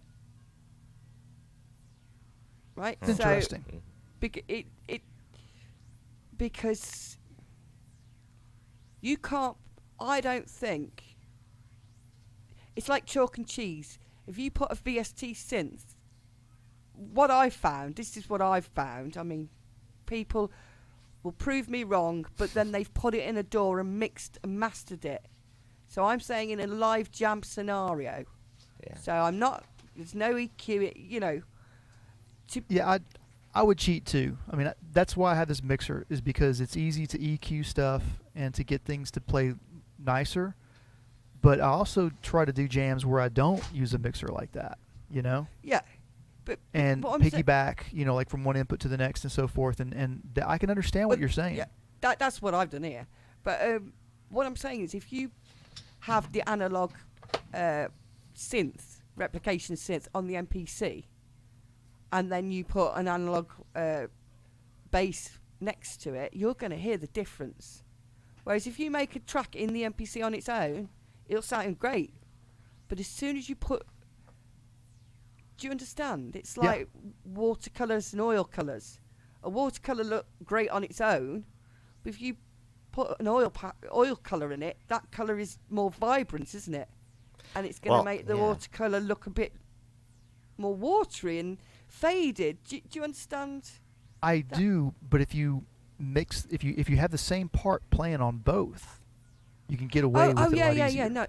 I've done that. That helps. That helps. Yeah, I do that, like layering it. And I'm basically trying to like help people understand solutions to the problem. Yeah, that's true too. No, it's true. That's great because then you've got like the punch of the one, and then the fluffiness around it of the other. The problem is if you're trying to put them head to head, and one of them's obviously stronger than the other. Yeah, that's what I experienced with see right now with trying to do, like I've got the Rhodes on the circuit, which I feel is not really as great as like a real Rhodes or anything like that, just the patch that I'm working with. But then I've got it going on, the Rhodes going on the 101 at the same time, and I blend them together with mostly the 101, or just to taste as I'm doing it. But all in all, the circuit sounds like when like you said, if you put like something else next to it, of course this is digital, but it's different. Like it's a different quality. instrument. Yeah. Put an instrument next to it. This is always gonna feel like it just sounds like better, and like outside things sound like just better in a way than everything on here. If you did a track with just a circuit and you gave it to lots of people, they wouldn't say, oh, they'd say, okay, that's great. Mm-hmm. But if you put, like you say, one other synth with it, they're going to go, why are those so... But you could probably, in your sound design, tweak it to spend time to tweak it to go together and spend time and do that. Or compressors, or to glue them together somehow. But like you said, but you don't even have to necessarily do it in a DAW. You could do that with just running it through a compressor or something like that. Well, maybe you definitely cannot squeeze blood out of a turnip in this situation. Yeah. And one of my favorite synthesizers is suspect of what we're talking about right now. That's the Korg Ea1, the Electribe. That's the virtual analog modeling. And people complained about it as being like the thinnest synthesizer on the market. It might very well be. I mean, that thing is so thin. It's shocking how thin it is. And like for me, like, I have to be careful when I'm using it. I have to be careful to layer it on top of something and not use it as a support, if that makes any sense. Because like you can really hear it, like the weakness in that sort of wispy digital kind of, and it definitely has the aliasing when you do filter sweeps. But in the case of the EA1, it's kind of cool. It doesn't really sound bad. It actually sounds interesting. It sounds like stepping, like intentional stepping. Yeah, like in time as well. Yeah. So that's the whole theory with this setup I've got now, is not to change it for a bit, and to learn which digitone track I am playing, so that if it sounds bad, I can turn it off in the middle of a mix, and to totally get all the sounds flowing together without. It's getting there. It's getting there. But you don't want to change your MIDI chords around every time, for sure. That's for sure. I used to like doing it. I used to love changing my studio around every week. But it gets to the point where you want a more serious challenge. So you want it all to be connected in. But you can't have it all connected in because you get nowhere. So you want it just enough, to keep you occupied till you learn it. And then you'll probably get bored and swap it all out again. Yeah. My issue with connecting everything together is that it's like now I'm done. Before, when I would do a jam and I would just start from scratch with everything. And then I got to a point where it was a hybrid. I had, 5 or so that were always in the same spot, and I would just add more to it. And of course, when I was done, I would just strike all of that. And now, the issue is the thought of a gremlin creeping in and causing any kind of technical error. I mean, it can cause the whole thing to come crashing down for you.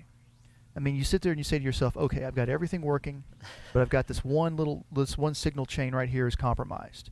And I wanted to use this particular feature, but I can't use it because it's just not working. And it's even worse if you don't catch it. If you don't catch it, it's really bad, yeah. But it's, for me, and I think a lot of people can find themselves in the situation, is that you're sitting here thinking to yourself, okay, that's not working. I got to fix that. Yeah. I can't sit here and jam until I fix that. Yeah. Because it's like, why do I have this set up this way if it's not going to work? And that is, to anybody who wants to kind of like build a large setup where you're going to have a large infrastructure of MIDI cables, MIDI hubs, mixers, and the TS and TRS cables, split, otherwise, there's a lot of options. You just got to go real slow. And I would say, first kind of do it like the more ad hoc way, where you're just setting these things up and get to know, really get to know your devices and how they interconnect.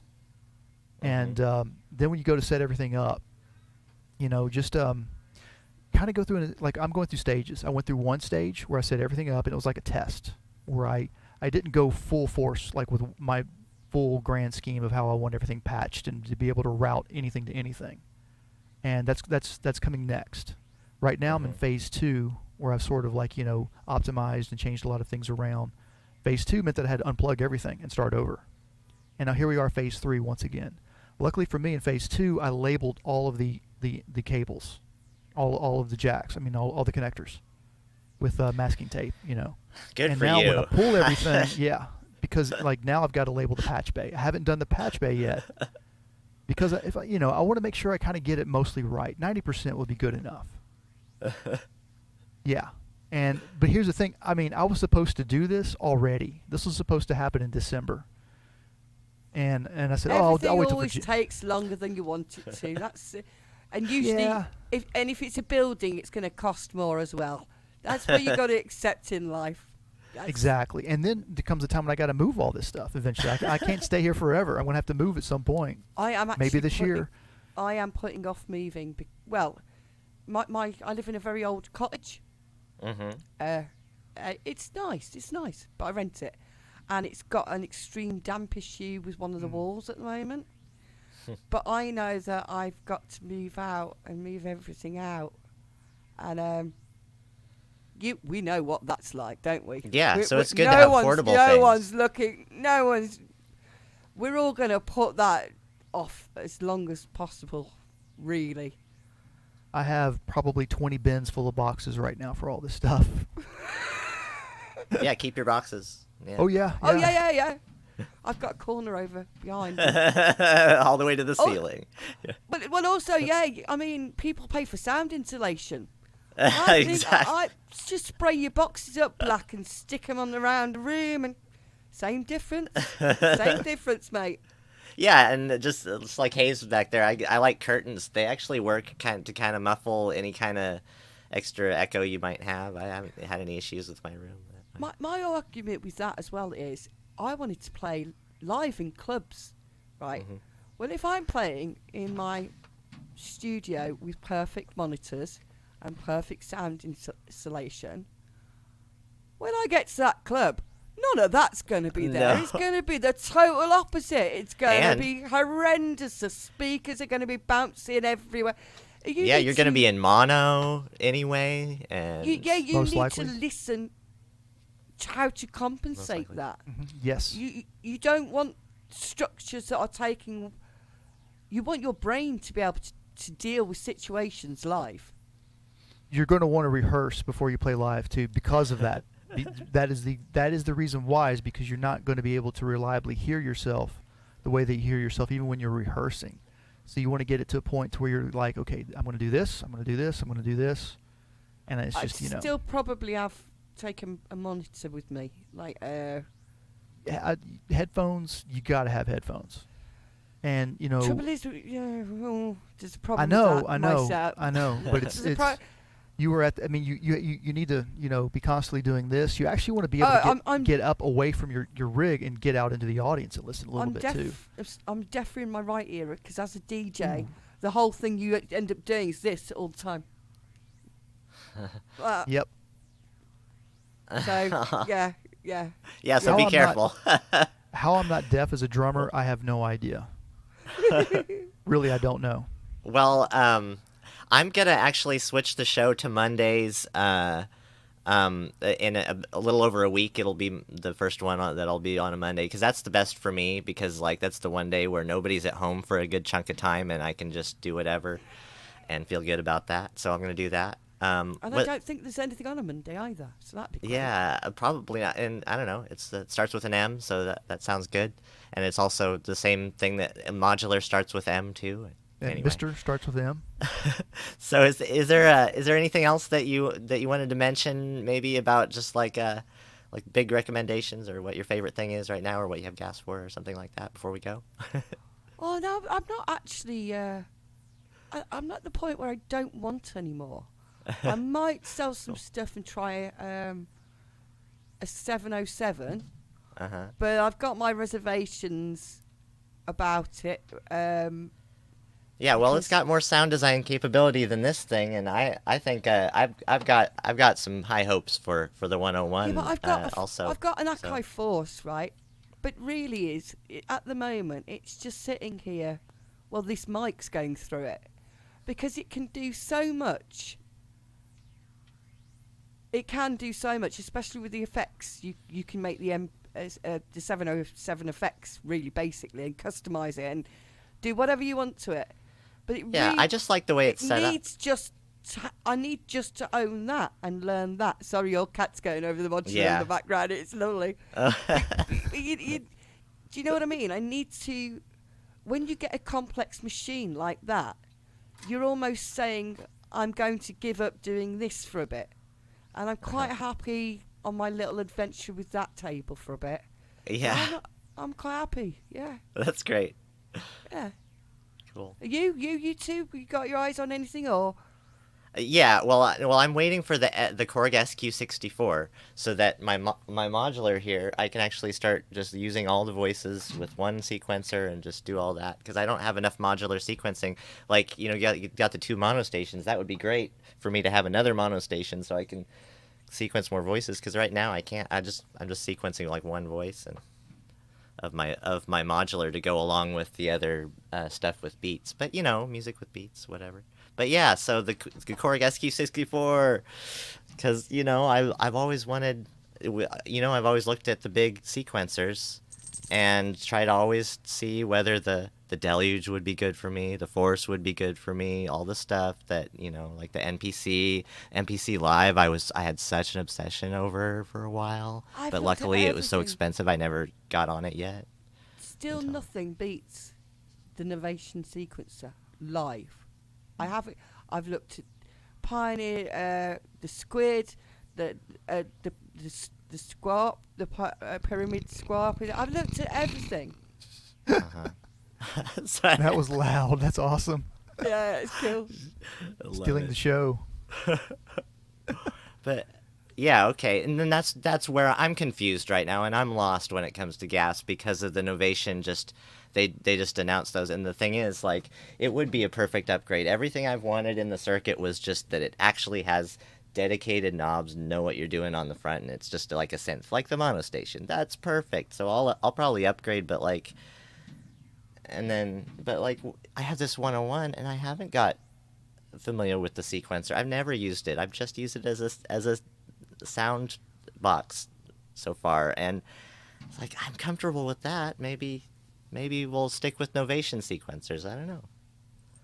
I have not That- tried Novation sequencers. I have no idea what they're like, so I can't compare them across the board to Haze. anything. Haze. But like so Again. far, the BeatStep Pro, I thought was one of my hands down my favorite sequencers. Its only Uh-huh. only limitations were that it's only 3 tracks, and You- and it's kind of hard to stack more of them together because the MIDI issues get kind of weird. You need MIDI filtering to basically be able to have one to be a master, so that when you're sitting like MIDI start and stop and so forth, it will trip you up with the other ones, especially when you try to get the BeatStep Pro and the KeyStep even coordinated together. And You I see- found that the issue for that was using CV clock to keep them You, synchronized. you don't have any of that issue with Novation circuit. In fact, I don't even MIDI them together. Right? So I can have 2 of them going out controlling 4 instruments, and literally you can press start and stop that well. They're that responsive that they don't need to be MIDI'd. They will stay in time forever. Everything you've ever seen me do with 2 circuits, so just 2 circuits, they have never been MIDI'd together. They are Mhm. not MIDI'd together. You just press play and they will run. They're Well, awesome. that makes a lot of sense. Like that's some sort of proprietary, kind of, clock. It may not even be CV clock, but really with the BeatStep Pro and the KeyStep, as long as you're using CV clock, you kind of solve the problem. But of course now, see the issue is when you hit start on this device, do you want that other device to start or not? And it's Yeah. different for every device. Sometimes you do. It's different for every jam as well. But that's I- I do find that, is that an Arturia problem, do you think? Because I've got that. No, I don't think so. I think it's an issue of just what you're dealing with MIDI, with different devices, and with not having MIDI filtering, interjecting in between, like these various spots. We've got and- that now on the MPC to some extent, so I can, tell it what to control and what I don't want it to control, and but there's a the- problem with the Akai Force. That likes to be the master brain. So if you had an MPC and an Akai Force, the Akai Force wants to be the brain. It doesn't see. want clock from anywhere else, Mm. which is, Mhm. I can't see me using it that way anyway, really. But yeah, it's quirky, isn't it? It's weird. Yeah, and the DFAM, like trying to get the DFAM to clock in any way that you want to can be a challenge. But I'm interested what you know about the Pyramid Scorp, because so far that has just been a godsend for me. It's been a Oh. total savior. No, I know why people like it, and I really understand that it's good. That's why I know what it is. I know it's good. The thing is, when you're jamming, you're playing live, every time you have to go into a second menu, and this goes for the MPC as well, or the default, it takes time away. You've lost Hang on a a second. second. It's not a second menu though. There's 4 layers. You're going into different layer zones. Right, It's a little okay. bit. It's a little bit different. Right. Well, but every time you go into a layer, But and also you can shortcut. You can be in one layer and do a function in another layer without leaving that layer. It takes a lot of getting used to. Right. Well, it does. I know, but so the circuit is the I don't want to say it. It's the simplified, hands-on version. Yeah, it's so quick. It's basically everything is. It's that pretty idiot-proof, and live. I got it, and the first thing I only got it because I wanted a key step, and remember all the key steps everyone had bought them and took them to NAMM that year, and no one could get one. Oh yeah, I remember that. Yeah. Yeah, and I wanted a Neutron and a Beat Step Pro, but I couldn't get a Neutron because they weren't out. And this Beat Step Pro was. So anyway, I went to the kitchen and I looked at the video of the circuit and all the updates. That's so awesome.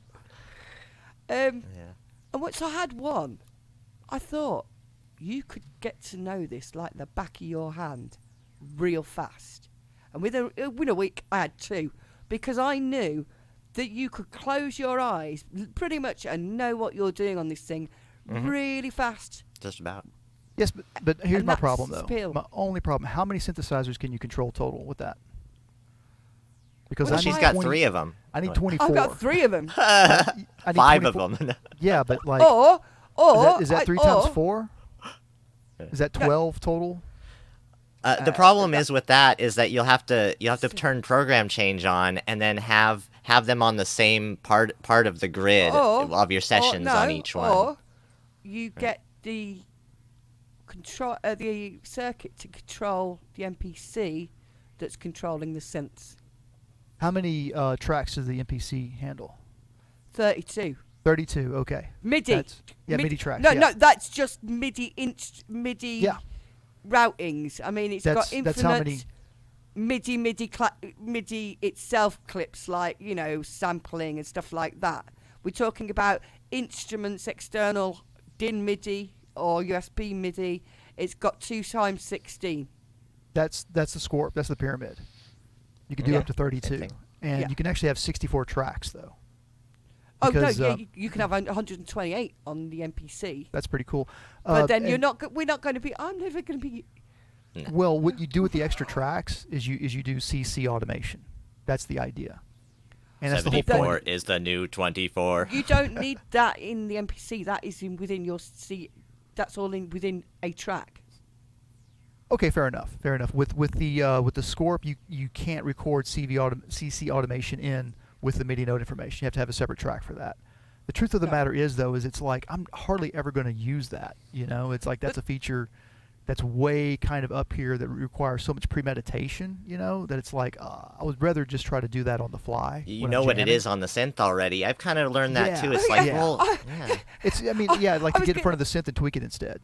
I was gonna you're exactly right. I was gonna map my Novation XL to control my synths, and I was like, that seems a lot of work. Well, now I can't remember what's touch the synth that's in front of me. Yeah, wouldn't that be easier than all this 3 days target it's like a programming exercise for what? Yeah. That's why I call it premeditation. You're wow, you're having to put a lot of thought into it, and it's kind of risky because you run into technical difficulties then when you kind of rely on those kinds of things. Oh yeah, you can do as well. I've had that not work out. There's a question I want to ask, and I hope it's not too hard. I mean, I think okay. So, with the Beat Step Pro, what I loved about the Beat Step Pro, and this is the Scorp Pyramid does not do this, is that when you look at, like, for example, when you're on a track, you got a couple arrow buttons that you can or just you have different patterns on that one track, and it was so helpful for jamming with stuff, because you could have you're dealing with just like one track, and you could change parts for that particular track easily. With the Scorp Pyramid, you can't do that. You have to have like another track already recorded with that part, and then A, B in between the two.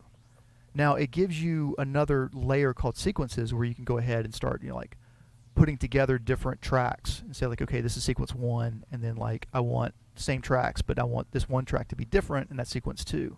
Mm-hmm. And that is, looking at the interface, of course, for the Squirt Pyramid, there's no way they can do that. I mean, really reliably. You would have to like basically hold down the track and then hit some other button, and it would know to swap out another pattern for that. They didn't build the foundation to do anything like that. It was a little earlier that they came up with it than some of the newer stuff.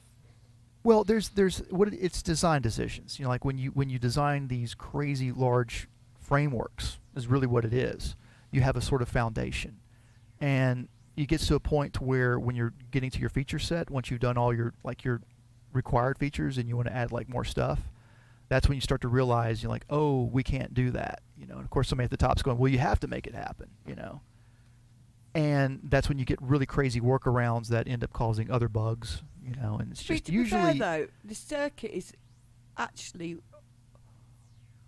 That was going to be my question: is how would if you can visualize what I'm trying to explain, it really helps to understand the BeatStep Pro if you know how the BeatStep Pro operates with its track selection essentially. Like if you're on rhythm track 1 and you have you can have 8 different parts for that, and it's so easy to just cycle through those different parts while everything else is not changing. You're only just changing that one track. Yes. You've got 4 tracks, so you've got 2 sample tracks, 2 lots of drums, right? But this is on the same. You're on pick one of those tracks. Yeah. So there's many, that way you can do it, Haze, okay. and then 2 other ways that you can create the variation outside of that. You can do it within the pattern. Each track can be changed with its own patterns, and also you could make another pattern that's a variation on that track, and then switch to that easily. Yeah, that's how I have to do it with the Squirt Pyramid, and it's kind of hard to do that on the fly. No, you did this. It's easy to do. Oh on the no, fly. I mean hard to do on the fly with the Squirt Pyramid. You can. I need to practice that though. It's something that would be more of a performance technique. And I'm not really interested in that though. That's the one thing I'm saying is, I've looked at all these sequences, and the Pioneer one was quite interesting with the forwards and backwards and mutate. But I was like, well, you don't really use that on a bass or a lead, and I've got a mono station. I wouldn't really use it on a can't say it. And 6-voiced poly bit. Right. You just use it on a bass. So, but the mono station's got mutate too. Yeah, that's what I'm saying, and reverse and backwards, and so why would you need it? And you can use it as, like another source, like a sequencer. But the circuit and the mono station, they're made so everything's done live. There is no stopping. There is no starting. It's all live, and it's made so simple. You're not thinking. It's not. On the MPC, it's got a big screen and it tells you what you're doing, but you're still looking at it going, I'm thinking now. Mm-hmm. And that is seconds out of your jam. I can't get past that on the MC 101 yet. I'm just like, that's okay, what I'm worried thinking. about. That's my own laziness. I've been trying. I bought this Akai Force nearly 2 years ago, and I'm still at that stage where I'm going, what am I doing? Uh-huh. So yeah, it's never going to be a jam, is it? I hate Not to fun say yet. it. I've always been critical of Roland sequencers. I mean, the worst one ever is the TB303, right? Isn't that the worst sequencer ever made? I did not want to go there. I watched so many people explain how to do it on video. I'm like, I don't want to do that. I didn't even look, mate. I had one in the 90s. I was in a DJ booth, and they had one, and my mate said, have a go on that. And I got a noise out of it, and then I couldn't sequence it, and after 20 minutes, that was it. I mean, so this one, I've not even bothered. I've just midged it up to the mono station, and that's it, and it's staying like that. I studied the MC303. Mm-hmm. Oh yeah. I had the 307 and the 505, and as great as they are, you just go, am I ever gonna make a track on it because of the sequencer? And then if somebody asks you, so what's wrong with it? Well, for me, I'm like, well, it's hard for me to explain because I don't even want to. I want to forget all of that. Actually, I don't ever think about that again. It does some weird things that really made me feel funny, and I don't like the way that made me feel. That's the social entropy engine has the same sequencer that way. You know, I would love to get my hands on one of those because I'm so interested in how that works. You know, I'm not really sure about it. I really should have gotten that circuit when I saw it for $160, but oh well, that's my loss. Yeah, well, I think that the Trax, anyone going forward, if you don't have an original circuit, the Trax is the one to get. But you know, okay, I guess, unless you want to work in the box in the PC a little bit to make on a VST to make your patches and stuff, then that would be cool. Then you then go with the original circuit. But other than that, even then, actually, it's kind of the same synth engine. It actually literally is. That's the thing, Keith. For if you own an original circuit and you've already got a bit of a setup, you're not going to go out and buy this. Well, some people will. You may. But You may. But I was ready to toss the circuit out of my studio just now. But like that's what I'm looking to do. Engine. And then but see, I just need a synth that I can just work with, just like, you know, it's always the filter, it's always the whatever. And I know that people have made patches like Lightfoot, packs and stuff that do that, but I hadn't gone that route yet. So that I can send you some packs. I mean, to be honest, my two main circuits are on Lightfinger's patches because all but two haven't got a pitch on. So a lot of these packs you get, it's like Lucky Dip, and it's Lucky Dip horror because someone's always mapped the pitch to where you could pick anyone, and in any of those patches that knob will be the pitch, and you're like, can't work with it. Whereas people like Lightfinger, his patches all make sense. So it doesn't really matter what knob you mess around with, you're going to get back out of that. And that's the real key, is whose patches, or if you could do it yourself, have you got in it? Yeah, and that's been a lot of my problems with circuits and other devices. It's been my own, like, well, I haven't done that yet, or I haven't tried that yet, or I haven't gone that route yet. And that's me. That's on me. Laziness or whatever. That's what I say. But yeah, it's a lot of work, isn't it, though? I mean, it's because you want to keep that creative, you know, like that creative edge flowing, if you will, and, you know, jumping into the technical aspects of things. It takes away from your creative and it is a little bit, unfortunately, of a path of least resistance where you get kind of comfortable. Like right now, I'm super, like, I kind of want to just stick with what I've got and work on it with a few more months before I go into the next phase of setting everything up. Because that way I'm just going to be more comfortable with the pyramid, for example. Like, I still feel like I may be like 20% in on the Squirt pyramid. I know nothing about it at this point still.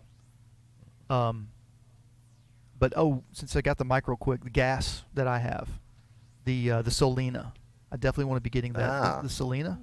There's tons of overlap there with the VC340, but it's really fun when you have two of those synthesizers going at the same time with like additive chords. Like, you know, a really complex chord with this one and a complex chord with that. Those synthesizers handle those complex chords really well. They really do.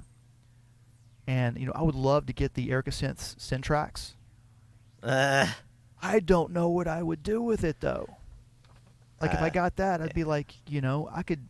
I don't think you can you? Can you get it any... Like, there's just... I could buy it right now if I wanted to. I could go to Perfect Circuit. It's on sale. And I could just be like, the heck with it. And just snag it. And it would be here in about a week. I'm not going to do that, though. Because, I mean, I would probably go crazy. I think that would push me over the edge right there. Because, I mean, I still have so many synthesizers that I really, really, really, really need to... we lost Mr. Basic. I think the cat ate him. I've got so many synthesizers that I need to really, really learn, and I don't want to, like, buy something like the Syntrax. You know, I want to get the Pulsar 23, but it's kind of the same thing. As much as I want to get that, and I said I'm going to get that, I'm probably not going to get the Pulsar 23. If I do, maybe like 4 years from now. How much have you looked at that, Lisa? the Pulsar 23? I haven't really looked at it, to be honest. I will after this. I'll go. And Oh have a my look at it. God, it's insane. It is the best drum machine ever made. People can say the Tempest is the best drum machine made. I'm not going to try to argue with that. To me, this is the best drum machine ever made. I mean, this drum machine is just off the charts. Right. It is everything. It can be like you can just sequence it if you want to. You can sequence it with MIDI, I think, if you want to. So it can just you can just work Is with. that the one with with it. wires? Like, is it orange? Yes. And it's got wires, little Yes. crocodile clips. Yeah, it's just these little. Yeah, I know which one it is. Yeah. I know which one you're on about. Yeah. Yeah, these little I guys know. right here. Yeah, that's the one. It's orange, isn't it? It's a nice The orange is, I think that's Vlad's color, orange. But you can get it in black, white, pink, green. Mhm. The Lyra 8 that I bought it from somebody off of Reverb, and turns out that he had 2 Lyra 8s, and he was selling this one to fund his purchase of a Pulsar 23. And we were communicating, through the messaging on Reverb, and I was like really excited to be like, okay, this is cool. I want to let you know this is going to a great home. I'm not getting rid of this thing.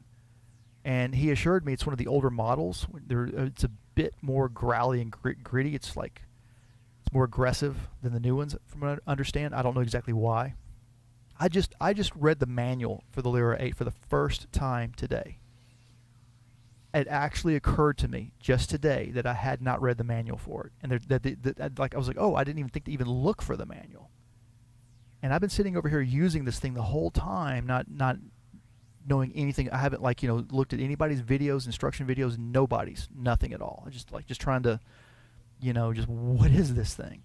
I think Bo was just saying the Pulsar was his favorite drum machine. Wow, Yeah. that's cool. It's an icon. It really is amazing. Yeah, I was saying I don't think I'm going to get that one though. I want to, but I tell you what, I'm definitely not going to get it until I get the next job and until I move into the next place and get everything kind of established at that point. If I was analog drum machines, I think I'm still hankering after a Ramona. Those are yeah. awesome. Yeah, Ramona was that's one of the what I'd originals. go for. Yeah, They've been doing it since the 70s, I think. yeah, but it's a big machine, isn't it? And It everything, is, yeah. everything's You'd want a rack. You can get the rack frames for like 20, 30 pounds or whatever. Yeah. They're not. You can get decent ones, but yeah, you would definitely want to put that in a rack, and get some Then other you'd rack want stuff another while one you're to at it. go with it. I could imagine a wall full of them. That's my kind of modular. That's no wires, just lots of drum noises. I'd be happy with that. Yeah. Yeah, that was one of my favorites just when I was starting out, just an idea of it. But yeah, expensive things, I never thought I would go the route of getting anything that was, I don't know. First I was like, well, I could do a couple $100 on something. But That's how I was. I kind of realized that, well, if you really love this stuff, then maybe you'll save that and wait a little longer and you'll be able to really step it up, just maybe by being patient and not getting so many pocket operators or whatever. Yeah, the pocket operators, I mean, okay, check this out. I actually bought 2 more. I bought a PO12 and a PO14 sub, and they're still in the box. I haven't opened them up, and they're just backups. My PO14 is sick right now. The output jack is only coming out the left. Luckily, I'm trying to think. Like if I can still sync it up, because with the POs with the output, you can one of them is the audio and the other is the clock sync. Yeah. And when you're dealing with it normally, they both output the audio. So it's a bad situation if the left or the right is out on a pocket operator output. If it's the left, you're kind of okay because you can still sync it or have sync coming. It's weird. You can still. No, you're just it's okay because either way the audio's coming out. Yeah. But you could find yourself in a situation where you're only getting clock out instead. And the reason why that happened, I think I remember the jam that I did. I was using, if I could, these, wonderful. Don't use these on your pocket operators. Okay. Don't use these. very, very bad. It's tempting because, like, you hook them right up, and they're TRS, so you can handle the synchronization and the audio between two and so forth. But the problem is that there's no give whatsoever. And you think about it when you're like performing on one of them. I think this is what I was doing. You can cause a lifted pad on the jacks. The big problem with the pocket operators is the jacks, because they're PCB mounted. Didn't hit play. And if these things lift off and pull the pad with them, you've got to you've got to jerry rig it essentially. You've got to get like a wire in there and just patch it in yourself. And yeah, that is a problem. The other problem, of course, I don't know if you can see it or not, is the LCD screen. Last time I moved, I didn't pack this very well, and something pressed up against it, and there's like this big black spot right here that's covering up the tempo. So that's why I got backups for these guys. But they're cheap, and I don't recommend cases, by the way. I still to this day don't recommend cases. If you're on Reverb and you get a great deal, it's a great deal that comes with a case, snag it. It's worth it. I got them with cases, and I kept them around my neck a lot of the time, just walking around. And okay, that's a good use for a case then. I mean, you're actually like, if you're taking it out, but if you're like me, but you're right, it's not necessary. Yeah, if you're like me and just keep it in the studio at all the time, you're not going to protect anything with a case.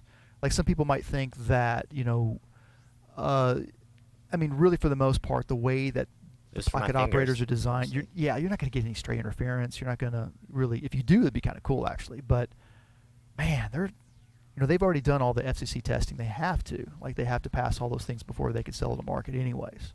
I've touched the back in the wrong way before. Oh, what happened? It stopped. Really? Oh, did you? I mean, because there are contact points that you can like DIY kind of patch in and so forth. Yeah, it just stopped the whole thing or something like that. I still want to turn my pocket operators into like a modular rack if possible.